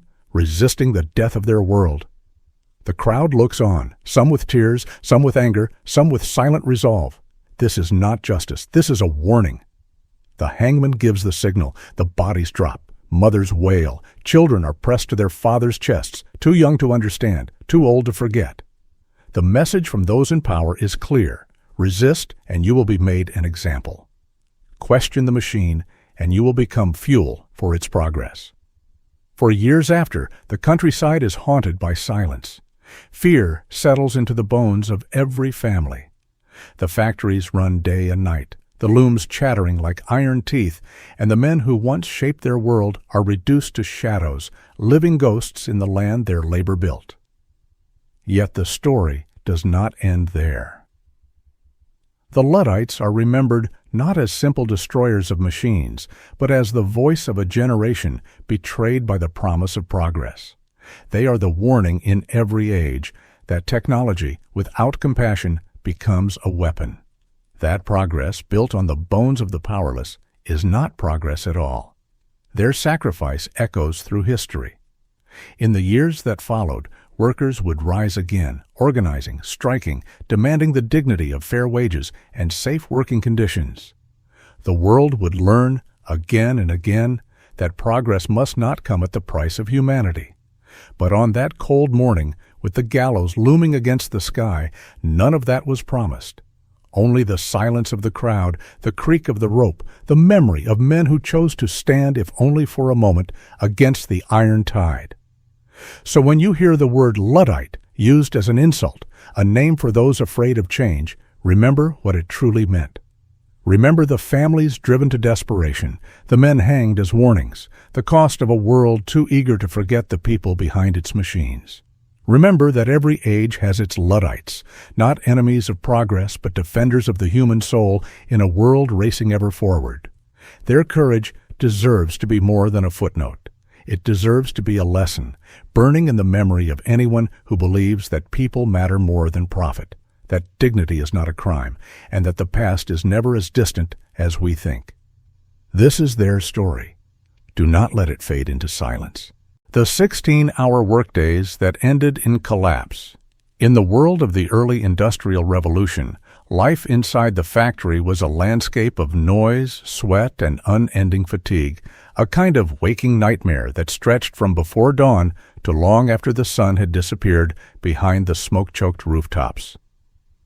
The law of the machine was absolute, and for the people who served it, men, women, and even small children, there was no mercy. In this world, the factory whistle was a tyrant. It summoned workers to their stations before the city's first light had touched the streets, and it did not release them until darkness fell once more. For 16 hours each day, and sometimes longer, thousands labored without pause, their bodies pressed against the boiling metal of the machines, their lungs filled with the dust of progress. Picture the inside of a textile mill, an iron foundry, or a matchstick factory in the heart of a city like Manchester, Birmingham, or Lowell. The air is thick with humidity and fumes, the windows often nailed shut to keep in the precious heat during winter, though that same trapped heat in summer turns every room into a furnace. The machines themselves roar and shriek, gears rattling and belts whipping through the air, drowning out all conversation and turning every moment into a test of endurance. There are no safety guards, no ventilation, no relief. The only thing that matters is that the machines never stop, and the humans must keep pace, hour after hour, until even the strongest feel their knees buckle. Workers are not people here. They are extensions of the engine, expected to operate with the same tireless consistency. There are no scheduled breaks, no pause for a glass of water, or a stolen moment to sit. To stop, even for a minute, is to risk the overseer's wrath. A shouted order, a fine, sometimes the sting of a stick across the shoulders. For children, some as young as 6 or 7, the regime is especially cruel. Their small hands are perfect for cleaning the dangerous moving parts of the machines while they run. Every error is punished, every complaint ignored. If a child or adult collapses, they are often left where they fall until their body cools enough to return to work, or, if they are truly unlucky, they are dragged outside and left on the street to recover or die. Exhaustion is the constant companion of every worker. Eyes droop, muscles twitch. The mind drifts into a fog, pierced only by the jolt of fear, the memory of punishment, or the terror of being crushed by the machines they serve. The threat of heat stroke is never far away. In the depths of summer, with the sun beating down on slate roofs and the factory air thick with steam and sweat, temperatures on the factory floor can soar above 35 or even 40 degrees Celsius. There are stories, hundreds of them, of men and women collapsing mid-shift, their bodies simply giving up under the weight of dehydration and relentless motion. Some never wake up. Some are revived with cold water, then shoved back to their stations. There is no room for pity. The machines wait for no one. Women suffer doubly. They are paid less than men, but their labor is expected to match or exceed the same brutal pace. Many are pregnant, but pregnancy does not excuse them from the line. Miscarriages happen at the machines, in silence, the pain swallowed or hidden for fear of being dismissed. For children, the toll is catastrophic. Their bodies, still growing, simply cannot withstand the daily onslaught. Stunted growth, twisted limbs, ruined lungs, these are the legacies of a childhood spent in servitude to industry. The factory owners, of course, see things differently. They talk of efficiency, of the virtue of work, and of the opportunity they offer to the poor. The reality is that profits rise on the backs of the broken. To the owners, a collapsed worker is simply an unfortunate statistic, easily replaced by another desperate soul waiting at the gates. In some cases, the owners will deduct wages for the time spent unconscious or ill, ensuring that the suffering continues at home, where malnutrition and disease finish what the factory began. Yet the world outside does not remain blind forever. Newspapers begin to tell the stories of 12-year-old girls fainting in the spinning rooms, of men found dead at their posts, of mothers carrying the scars of the loom in their flesh. Doctors and reformers visit the factories horrified by what they see, bodies wasted, eyes red and glassy, children unable to stand upright after a day's labor. Slowly, a movement begins to take shape, calling for shorter hours, for limits on child labor, for basic human decency. The struggle is long and bitter. Factory owners resist every attempt at regulation, insisting that idle hands breed trouble and that any interference will spell ruin for industry. But the evidence mounts. Testimonies from exhausted workers fill the newspapers and parliamentary hearings. The images of mass collapse, of workers sprawled in doorways or beside their machines, become impossible to ignore. Gradually, laws are passed. The factory acts, first limiting child labor, then capping the workday for all. The 10-hour day is celebrated as a victory, though for many it comes too late to undo the damage already done. The legacy of the 16-hour workday lingers in every labor law, every union, every right to a lunch break or paid rest. The world we live in now is built on the sacrifices, willing or not, of those who were driven past their breaking point, who collapsed under the weight of history's progress. Their stories are a warning and a lesson that no machine, no profit, no promise of future wealth is worth the destruction of a single human life. The next time you see a factory or hear the distant roar of industry, remember the men, women, and children who worked until they fell, so that someday no one else would have to. The laws that made striking illegal.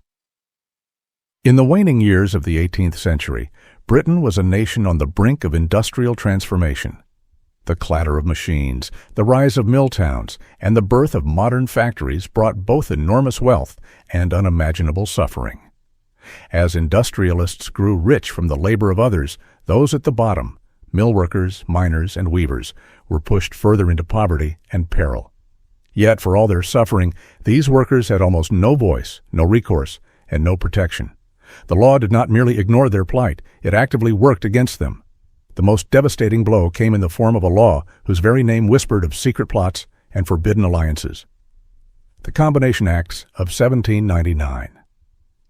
On paper, these laws seemed technical, perhaps even dry, a simple decree from Parliament, designed, supposedly, to preserve peace and order.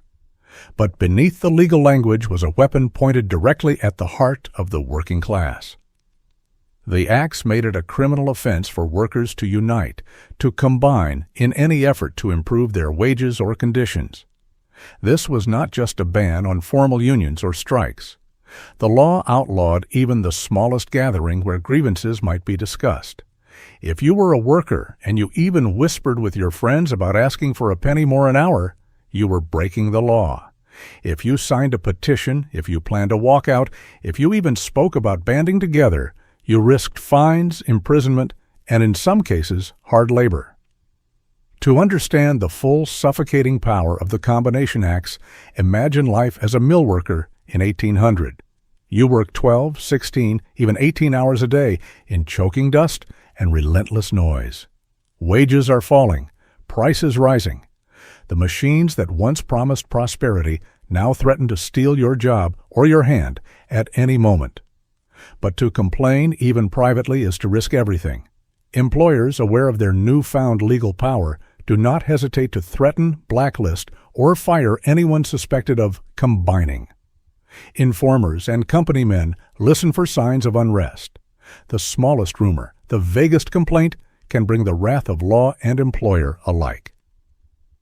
What makes this more chilling is the intent behind the law. Parliament passed the acts not to protect workers, but to protect the profits and social order of the upper class. The industrialists, fearful of the growing unrest in France and revolution abroad, were determined to stop any hint of rebellion at home.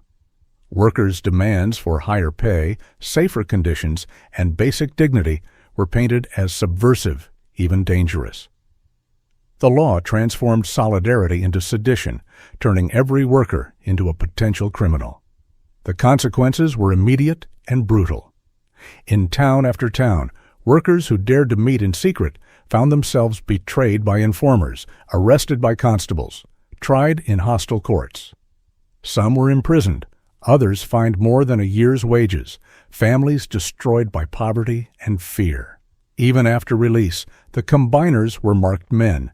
Few factories would hire them, and their reputation as agitators followed them for life. Yet, despite the fear and risk, resistance smoldered. In back rooms and smoky taverns, workers continued to whisper, risking everything for the hope of justice. The reality of the Combination Acts was not just legal repression, it was psychological warfare. To live under such laws was to be haunted by the constant threat that any conversation, any friendship, might be overheard and twisted into evidence. The workplace became a place of isolation, not community. Employers were emboldened to drive wages lower and hours longer, knowing their workforce was shackled not just by poverty, but by the terror of the law. Over the years, these laws stifled not only resistance, but hope itself. Strikes, when they did erupt, were crushed mercilessly.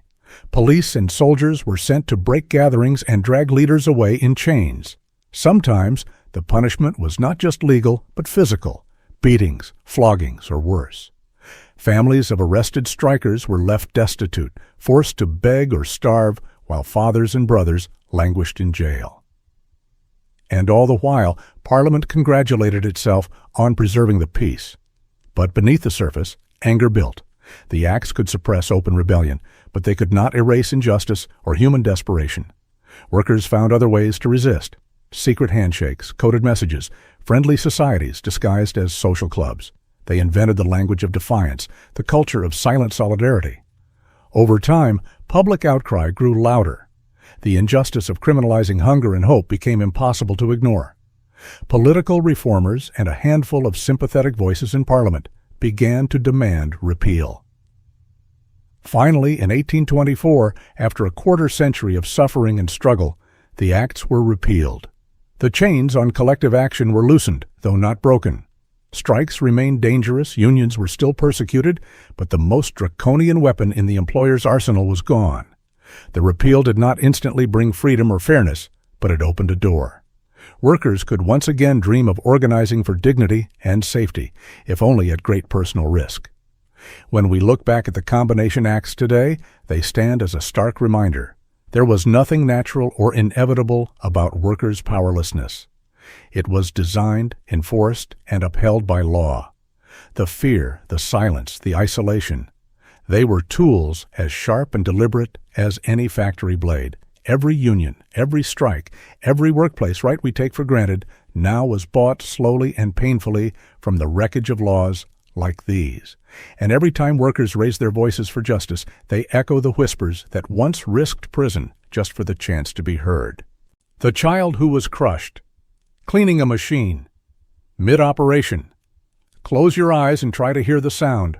A relentless thunder of gears, belts, and spinning shafts that never paused, not for hunger, thirst, exhaustion, or even for the fragile bodies of children. This was the true voice of the early industrial age, and within its roar lived countless stories of small hands and feet moving beneath steel monsters, stories that ended in tragedy most people today cannot even imagine. In the 19th century factory, the hum of progress masked something darker: the steady, silent sacrifice of children whose only mistake was being small enough to fit where no adult dared to reach. The rise of industrial power brought with it a hunger for labor, any labor. The cotton mills and textile factories of England, and soon the world, were starved for workers who could do the jobs too dangerous, too repetitive, or too physically grueling for adults. Children were perfect. Their bodies could slip into the cramped crawl spaces beneath looms and spindles, and their hands could clear the lint and debris that, if left too long, would slow the march of production. Poverty made these children disposable. Families, desperate for survival, sent their youngest to the mill floors for a handful of coins a week. It was not a question of choice, but a fact of existence. To the owners and overseers, safety was a distant thought. Profit came first. Speed was king. Machines did not stop. There were no safety guards, no emergency shutoff switches, no alarms to warn of danger. Maintenance had to be performed on the fly. If a thread snarled or a spindle jammed, the machine could not be halted. A halt meant lost money, lost time, lost advantage over the competition. Instead, a child, usually a boy or girl no older than 6, 7, or 8, was summoned to crawl beneath the hissing, clattering behemoth. Imagine for a moment a child's world reduced to this: an endless blur of belts and wheels above, dust stinging the eyes, air heavy with oil and fear. Their job was simple in theory: clear away the scraps, wipe the grease, free the threads, but in practice, every movement was a negotiation with death. They were taught to move quickly and silently, to keep their heads low and fingers away from the gnashing gears, to pray that their timing was perfect and their luck held for another hour. Older workers watched with dread, but powerlessness and fear of their own dismissal kept them silent. The inevitable happened, over and over. Sometimes a child slipped, sometimes a sleeve or strand of hair caught in a spindle or a belt. Sometimes it was just a moment's distraction, a cough, a flash of pain, and then tragedy. The machine did not care. The whirring continued as tiny limbs were crushed, as bodies were pulled into the impossible space between cogs and rollers. Screams echoed for only a moment before being swallowed by the industrial din. In many mills, the overseers instructed workers to keep going, to look away, to keep the looms running. The work, they said, must not stop for one child. What followed was a silent horror. Injured or dead children were quickly removed, sometimes carried out on sacks or wooden boards, sometimes left for hours until a convenient break. There was no real medical care. Those who survived often lost fingers, arms, or worse.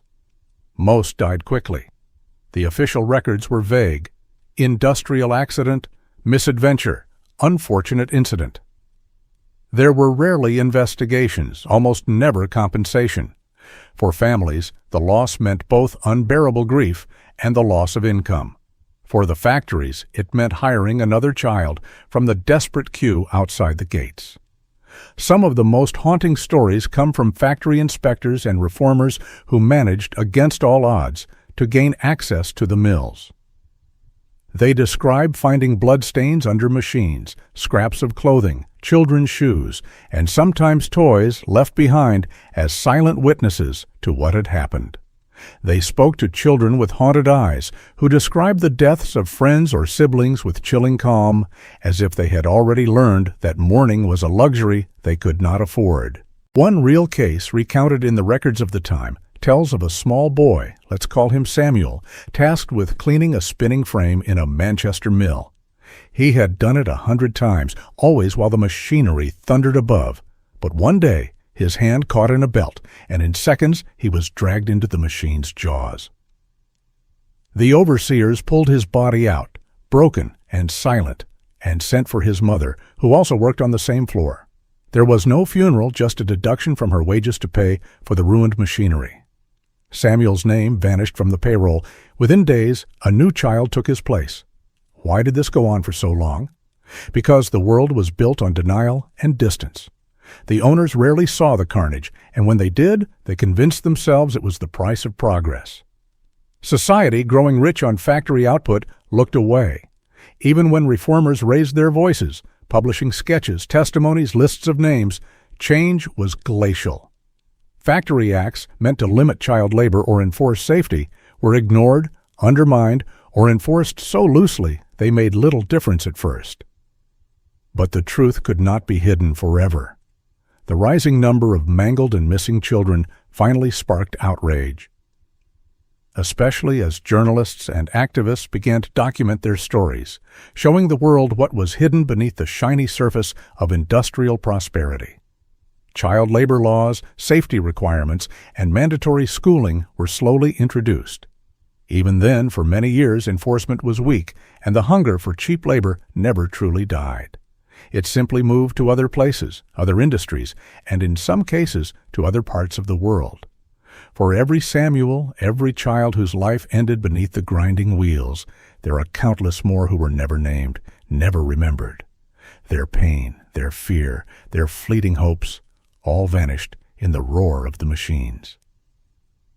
The next time you see an old mill or hear the word progress, remember that its foundation was built with small, trembling hands and lives crushed before they ever truly began.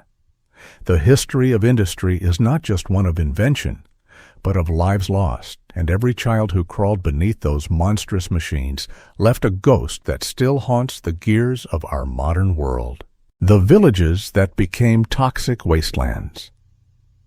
In the shadows of progress, where smokestacks sliced the sky and riverbanks glistened with an unnatural sheen, entire villages quietly withered into wastelands. For those who lived on the edge of industry in the 19th century, paradise was poisoned not by war or famine, but by a silent enemy that seeped into the earth, the water, and the very breath of every man, woman, and child. The story of these forgotten places is not one of natural disaster, but of deliberate, relentless contamination, of communities sacrificed on the altar of industrial wealth. It began with promise. Factories brought work, wages, and a hope for something better than the endless grind of rural poverty. But soon, reality seeped in, like the thick tar-black liquid oozing from every mill, dye works, tannery, and chemical plant. Rivers that once ran clear turned a sickly opaque black, swirling with chemical runoff and rotting animal waste. At first, villagers tried to ignore the change, pinching their noses against the acrid stench and telling themselves that the new prosperity would outweigh the discomfort. But the poison was patient. It crept through the ground, into wells, and up the roots of every living thing. Cattle began to stagger and die, their bellies swollen and their bodies covered in sores no farmer could explain. Sheep, grazing on what looked like lush grass, dropped dead by the dozen, their wool stained yellow from the heavy metals and acids in the soil. Families watched in horror as their livestock, their lifeline, wasted away. Fields that had yielded grain for generations now produced only sickly stalks or nothing at all. Crops withered before harvest, their leaves scorched and curling at the edges, poisoned from below. It was not just the land that suffered. Water, the simple, life-giving source that sustained every household, became a vector of sickness.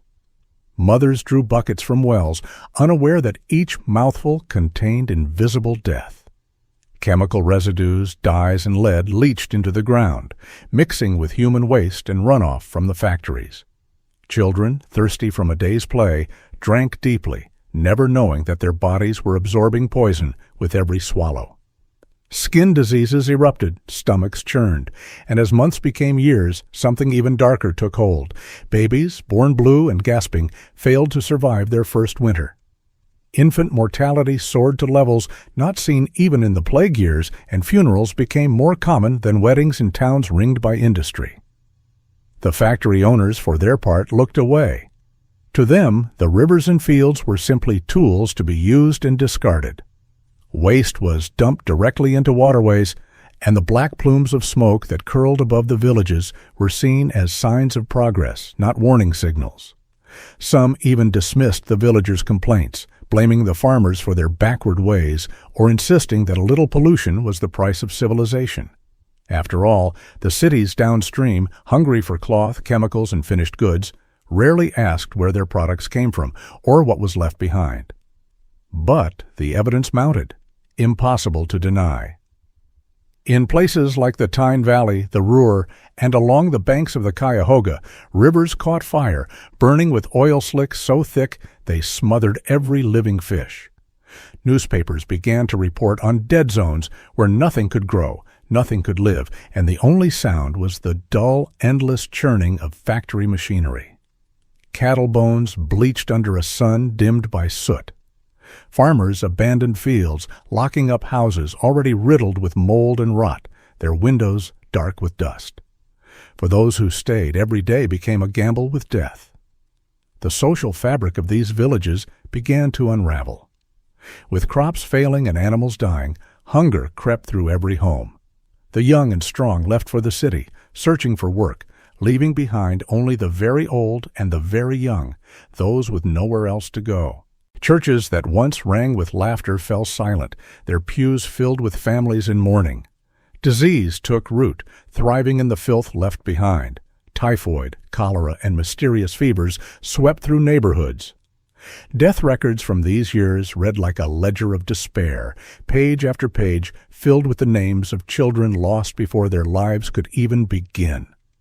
For a time, these stories were met with indifference or denial. Local authorities, often in league with factory owners, suppressed complaints and threatened anyone who dared to speak out. Whistleblowers were dismissed as troublemakers or radicals, and those who demanded compensation were ridiculed or ignored. But the land does not forget. Year after year, the poison seeped deeper, transforming once fertile valleys into chemical tombs. Where orchards had bloomed, only twisted stumps remained. Where rivers teemed with fish, nothing survived but algae and disease. Eventually, outrage boiled over. Inquests and investigations, led by journalists and reformers, revealed the scale of devastation. Scientists tested the water and soil, finding levels of arsenic, mercury, and lead that defied belief. It became clear that entire communities had been quietly sacrificed, their future sold for the price of cheap manufacturing. Parliamentary committees debated the evidence, but for many, change came far too late. Generations were already lost. Graveyards expanded. Villages emptied out, leaving behind only ruins, crumbling cottages, silent mills, rivers that still, on hot days, released the stench of chemicals long banned. Yet, amidst the devastation, a lesson was born. The toxic villages of the Industrial Revolution became cautionary tales, whispered warnings to every society hungry for progress.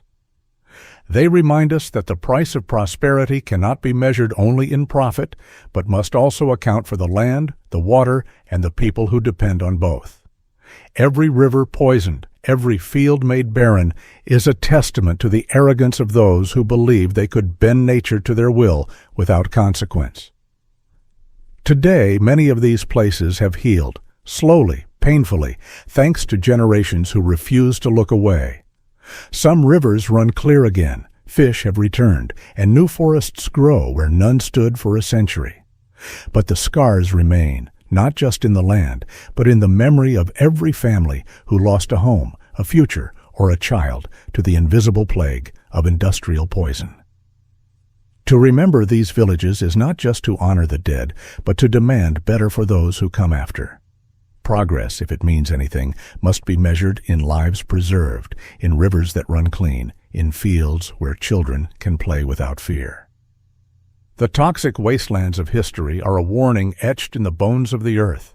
Never again let prosperity come at the price of the voiceless and the innocent. Never again allow the powerful to poison paradise for the sake of fleeting wealth.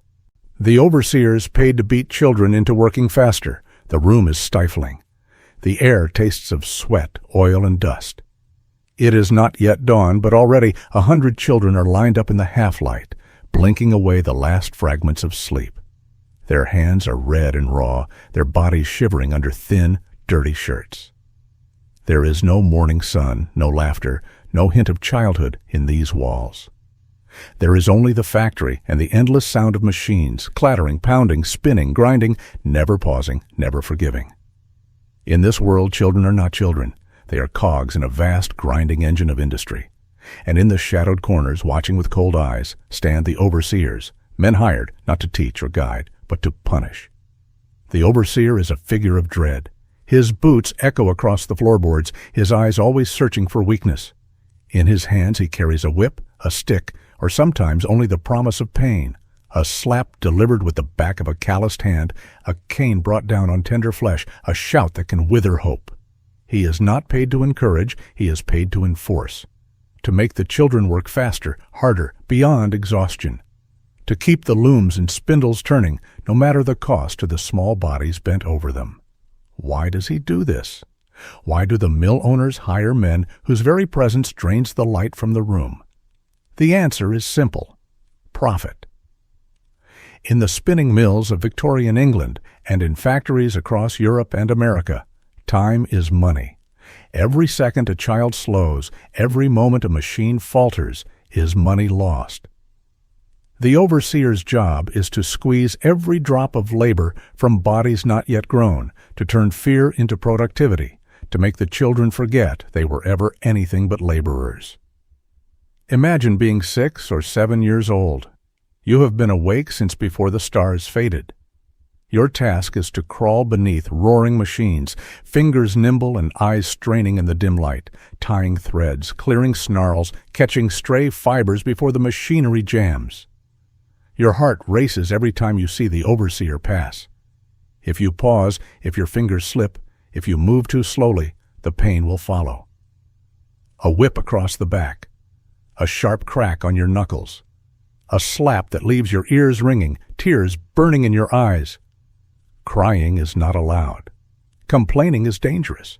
The only reward is survival, the hope that you will make it through another day. Some children are lucky, escaping with only bruises. Others are not. Overseers, under pressure from owners to keep output high, become crueler as the day drags on. They shout, threaten, and lash out, sometimes at random, sometimes with calculated malice. A boy lingers a second too long tying a knot, and the overseer brings the cane down on his shoulders. A girl drops a bobbin, and the overseer grips her arm so tightly it leaves bruises for weeks. Some children are forced to stand at attention for hours as punishment, their muscles cramping, their minds blurring from exhaustion. Others are sent home bloodied, only to return the next morning because hunger is worse than fear. The scars are not just physical. Many children lose the ability to trust, to laugh, to dream. Their faces become masks, eyes always watching, bodies always tense. Some become ill, their wounds festering, their spirits broken. Some grow up never knowing kindness. Some do not grow up at all. What happens when a child is injured, when a beating goes too far? In many factories, nothing. The owners see children as expendable. There are always more, orphans, paupers, the sons and daughters of desperate families. If a child collapses or falls ill, they are replaced. If they die, there is little notice. The overseer moves on, his conscience clean, his pockets a little heavier for the day's work. But sometimes the brutality is too much to ignore. Reports begin to leak out, stories whispered in tenements and markets, carried by reformers to the ears of Parliament and the press. Children with broken bones, with wounds that never heal, with spirits so crushed they cannot remember ever being loved. Inspectors are sent, but the factory owners are clever. They hide the worst cases, threaten the children to lie, pay off the officials. The truth is slippery, hard to pin down, but it will not stay hidden forever. The stories accumulate. A boy named Thomas, his back striped with scars, trembling as he describes being whipped for dropping a spool. A girl named Mary, her hand crippled after an overseer slammed it in a machine, punished for moving too slowly after 10 hours on her feet. Children who flinch at every loud noise, who cower from the touch of a stranger, who cannot remember the sound of laughter. These stories become a wave, crashing through polite society, shaming those who profit from pain. The world outside the factory walls begins to stir. Writers and reformers, Charles Dickens, Elizabeth Gaskell, and countless others, bring the reality of child labor into the public eye.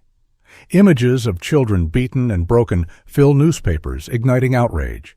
Parliament debates, but progress is slow.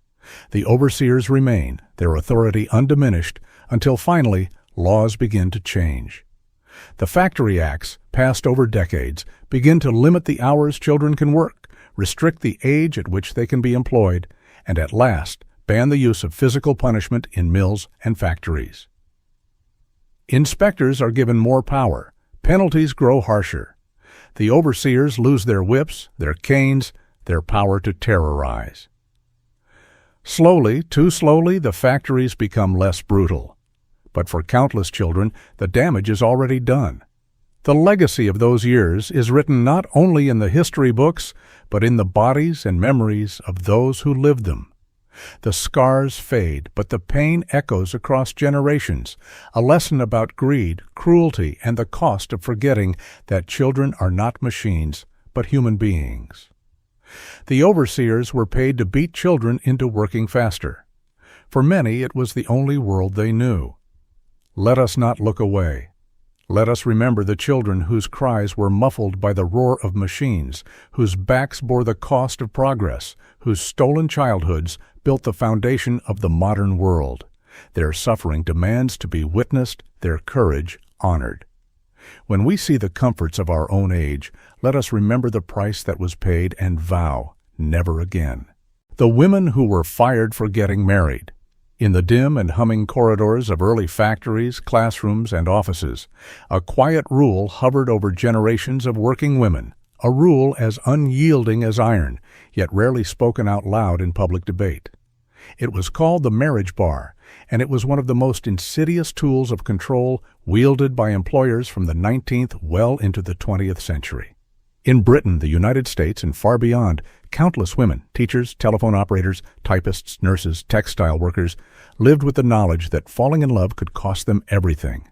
Their dreams, their hard-won independence, and sometimes even their very sense of self could be torn away by a single word: married. Picture the life of a young woman in the 1920s or 1930s. For many, work is more than survival, it's freedom. It's the chance to carve out an identity beyond the walls of home, to build skills, friendships, and hope for a better future. The pay is never equal, the hours always long, but the sense of purpose is undeniable. Yet beneath this fragile progress, there is a razor's edge, the unspoken threat that if she chooses love, if she dares to marry, her future at work ends in that instant. She is expected to slip quietly out of the factory or classroom, leaving behind her tools, her colleagues, her own ambitions. Her resignation is not a matter of choice, but of policy. These marriage bars were justified in language as cold as it was hypocritical. Employers argued that married women's true place was in the home, raising children, tending to husbands, and keeping society stable. Some claimed that wives working outside the home would destabilize the family, disrupt male breadwinners, and even lower workplace morale or discipline. Behind these words was the fear of independence, a fear that women with both work and family might challenge the old order. So, in law and in custom, women were forced to choose a paycheck or a partner, freedom or love. This cruelty was everywhere. In Britain, from the late 19th century through the mid-20th, teaching, clerical work, and nursing imposed marriage bars as a matter of policy. In the United States, the Great Depression fueled a backlash against working wives.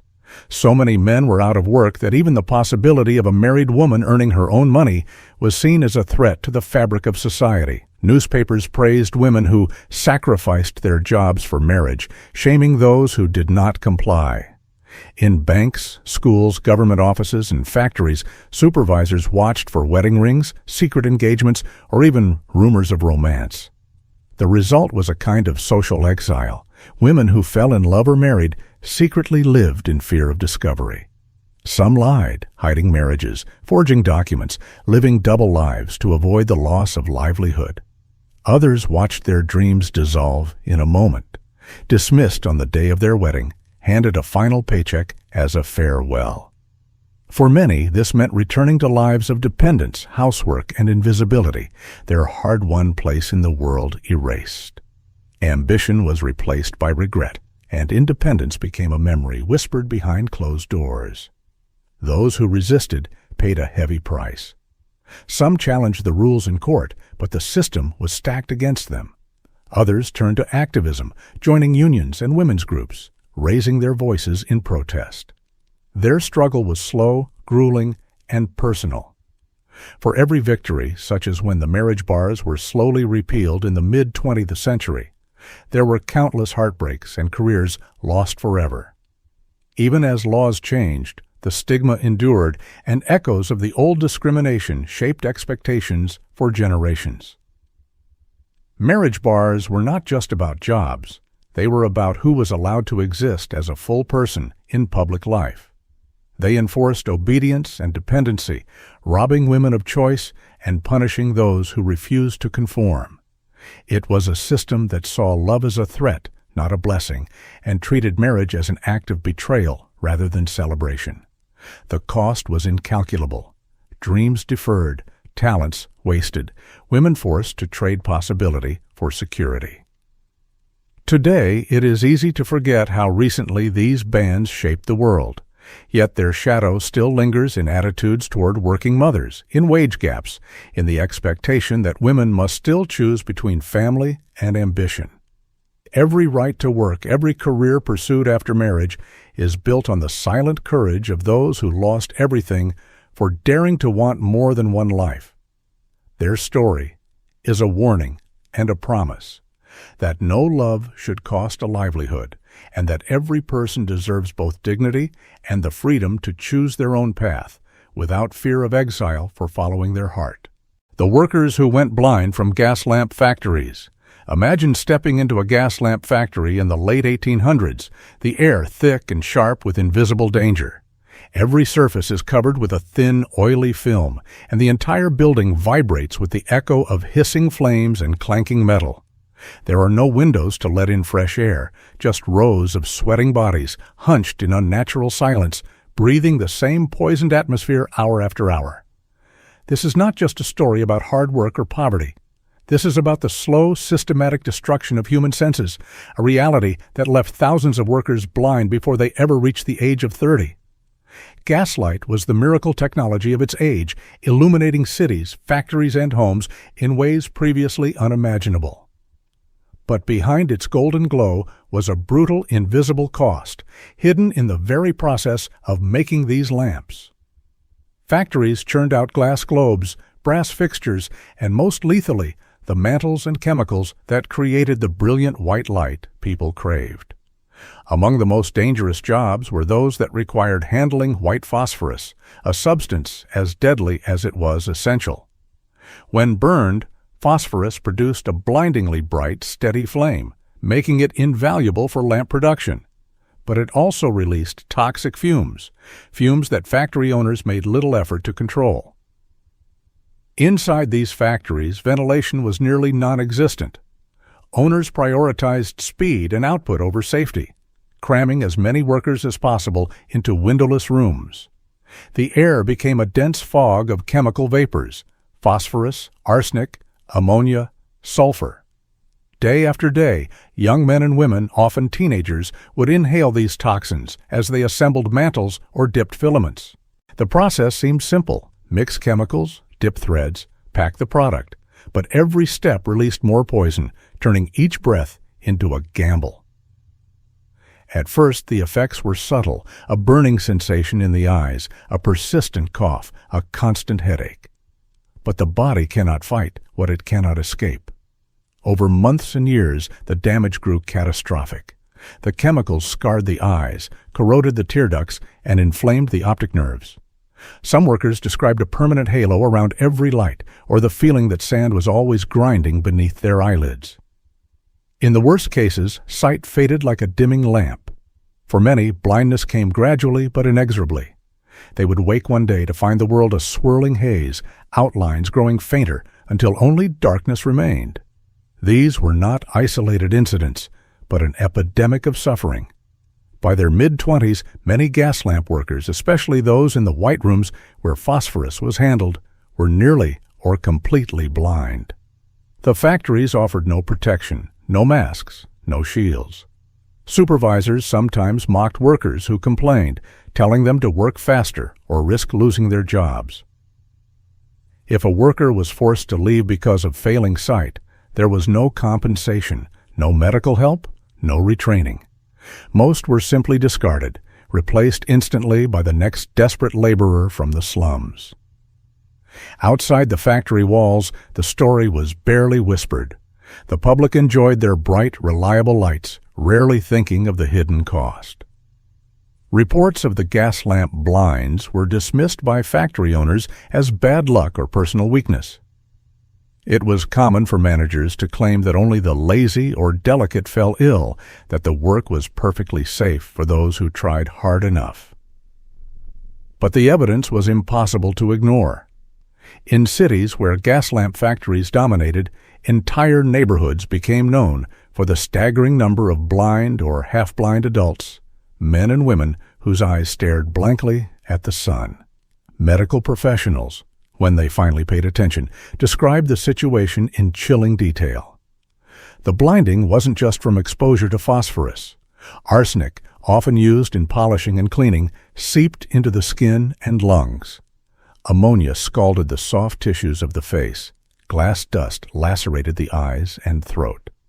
Some physicians pleaded for regulation, for factory owners to improve ventilation, or at least provide eye protection. But profits came first, and change was achingly slow. For the workers, there was no relief. Blindness was a sentence, not just a tragedy. Without sight, a person was unemployable. Many ended up in poorhouses or begging on the streets. Some tried to retrain as musicians, basket weavers, or broom makers, jobs that required touch, not sight, but few succeeded. Families that depended on a son's or daughter's wages were plunged into destitution the moment vision faded. The factories themselves refused to acknowledge responsibility. Injured workers were invisible, their suffering written off as the price of progress. Occasionally, an expose in a newspaper would spark brief outrage, a story of a young girl, blind before 18, or a whole family left to starve after the father lost his sight. But public sympathy faded fast, and the machines kept running.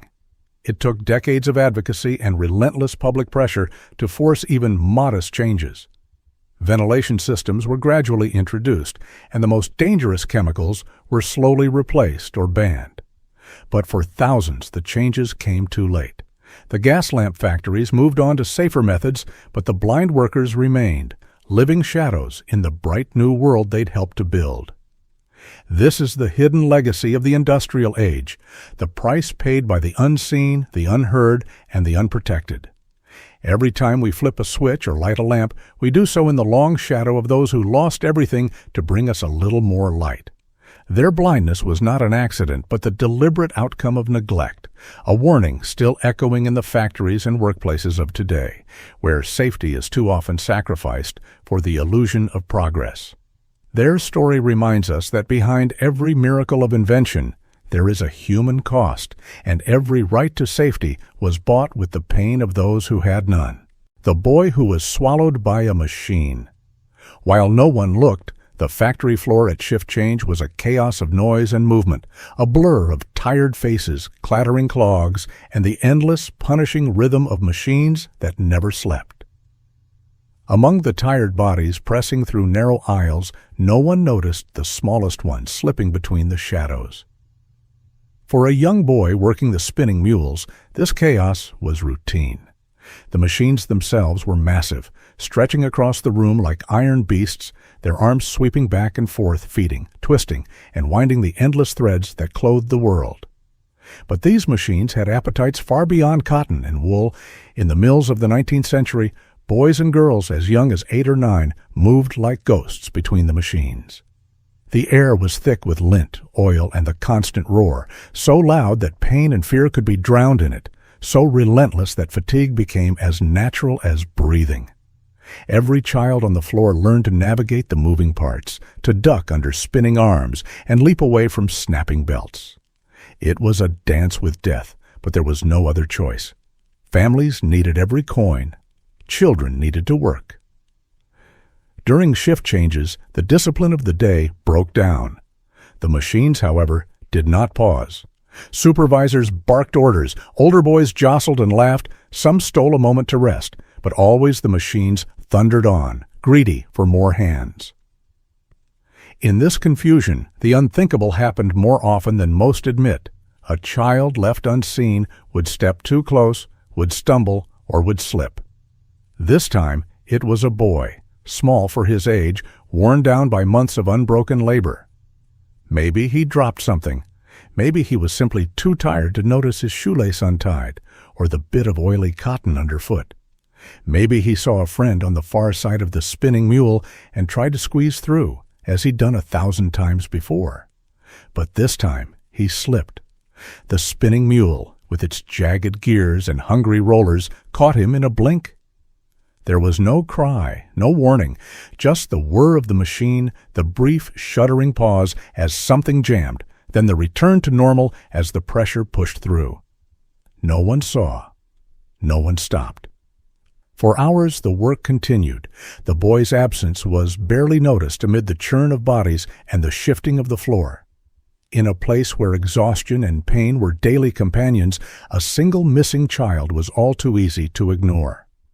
Only when the machine shuddered again, this time for good, did someone approach. A mechanic, cursing under his breath, pried open the casing to clear the jam. That was when they found him. There are few words for what such a discovery meant on a mill floor. Some turned away, some wept, others simply went silent. The foreman, gripped by panic and fear of the owner's wrath, ordered the body wrapped and removed before outsiders could see.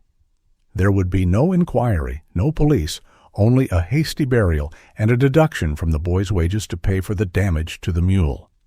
His mother, if she worked there too, would be given a day to grieve, perhaps less. Then she would be expected to return, her job, her family's survival, still dependent on the same machines that had swallowed her son. Stories like this were common. There was no system for checking if all children were safe at shift change. There were no guards on the machines, no warning signals, no legal requirements for accountability. The machines ran and ran, their hunger for labor unending. Every so often, they would simply take another life, sometimes a finger, sometimes a hand, sometimes, as in this case, an entire child. The only pause was to clear the remains so the machines could keep spinning. The owners rarely heard these stories. When they did, they saw only lost profits, not lives. To them, the death of a child in the mill was an unfortunate statistic, an accident, an act of fate, not a result of greed, neglect, or design. Factory records might note the event, but more often the boy's name simply vanished from the payroll, his existence erased except in the memories of those who saw him go. Reformers and journalists who tried to speak of such horrors were often accused of exaggeration. But enough stories leaked out, enough mass graves filled, enough mothers lost their children to the spinning mules, that eventually the world began to listen. Laws came, but slowly and always after the fact. Even as protections were put in place, even as child labor was finally restricted and factory safety improved, the ghosts of the lost children lingered. The spinning mule was a marvel of invention, a machine that transformed economies and clothed nations. But it was also a monster, indifferent to the small, fragile bodies that kept it fed. For every shirt or bolt of cloth, there is a price rarely measured, a life, a name, a child who slipped away when no one looked. The silence left behind was not just the silence of one family, but the silence of an entire society, unwilling to count the true cost of its progress. In that silence, the story of the boy who was swallowed by the machine remains, unforgiven, unforgettable, and still echoing in the heart of every factory that ever dared to turn a profit from the hands of the young. The families who slept 5 to a bed, after 14-hour shifts. The clang of factory bells echoed through the night, calling exhausted men, women, and children from restless sleep to another day of unending labor. For millions during the industrial age, the factory was not just a place of work, but a shadow that stretched into every corner of their lives, dictating the hours they woke, the food they ate, and above all, the way they slept. When the final whistle sounded at the end of a 14-hour shift, there was no comfort, no privacy, no sanctuary, only a grim, stumbling return to a home that was less a refuge and more a holding cell for the next day's exhaustion. Picture it. Whole families, mother, father, children, and sometimes distant relatives or boarders, squeezed into a single, suffocating room, barely large enough to fit one bed. But one bed was all they had, if they were lucky. 5 bodies pressed together in the dark, limbs tangled, breathing in the same stale air, fighting for inches of space on a lumpy straw mattress crawling with lice. The walls, blackened by damp and mold, seemed to close in tighter with every ragged breath. Cracks let in the icy wind in winter and the stench of the streets year-round. There was no privacy. Children grew up watching their parents' most vulnerable moments, and everyone learned to turn away, to pretend to sleep, to forget what could not be hidden. The rooms themselves were little more than boxes stacked atop and beside each other, each one part of a vast, crumbling tenement complex built as cheaply as possible to house the tidal wave of humanity flooding into industrial cities. There was no insulation from sound or smell. One family's sickness spread to the next. When someone coughed through the night, everyone listened, dreading the arrival of another round of fever or consumption. Water leaked through ceilings and walls, sometimes sewage, too. Rats and insects thrived in these conditions, bold as house pets, gnawing at food scraps, crawling over children as they tried to sleep. What pushed people into these hellish living conditions? The answer lies in the economics of survival. As factories drew workers from the countryside, landlords seized the chance to cram as many tenants as possible into every building. With wages kept miserably low, barely enough for food and rent, families had no choice but to accept whatever shelter they could find. There was no hope of a separate room for each child, no dream of a bed for each person, not even a pillow for every head. A single blanket, thin and scratchy, had to be shared among them. The cold in winter was brutal. In summer, the heat and sweat stuck families together, making sleep a torment. Even after the longest, harshest shift, there was no true rest.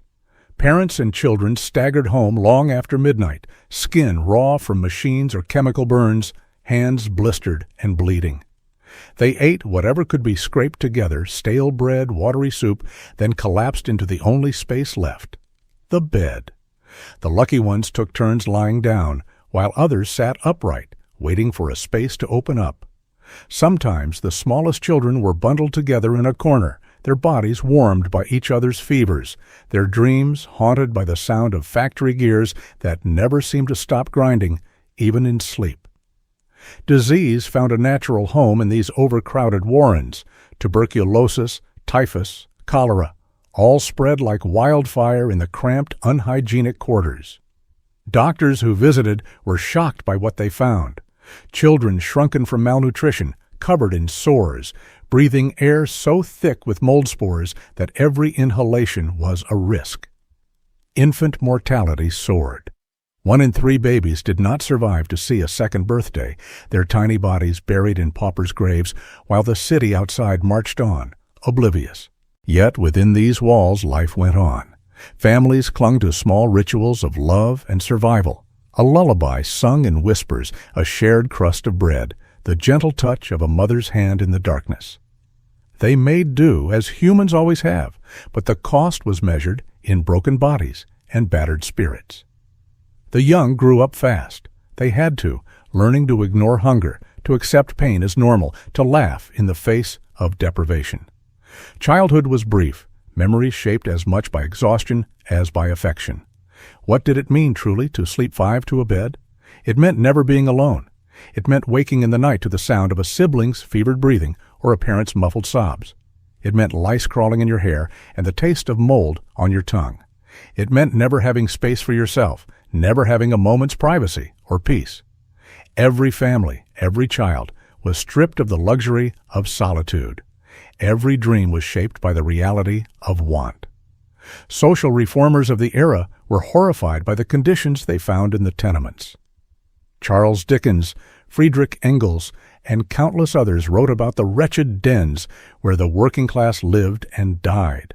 Reports to Parliament described children who knew nothing but shared beds and endless labor, mothers who lost half their children before they could walk. But change came painfully slowly, resisted at every turn by landlords, factory owners, and the politicians who profited from their misery. It would take decades, generations in some places, before basic standards of living began to improve. New building codes, sanitation laws, and social housing were introduced, not out of charity, but because society finally recognized the cost of so much suffering.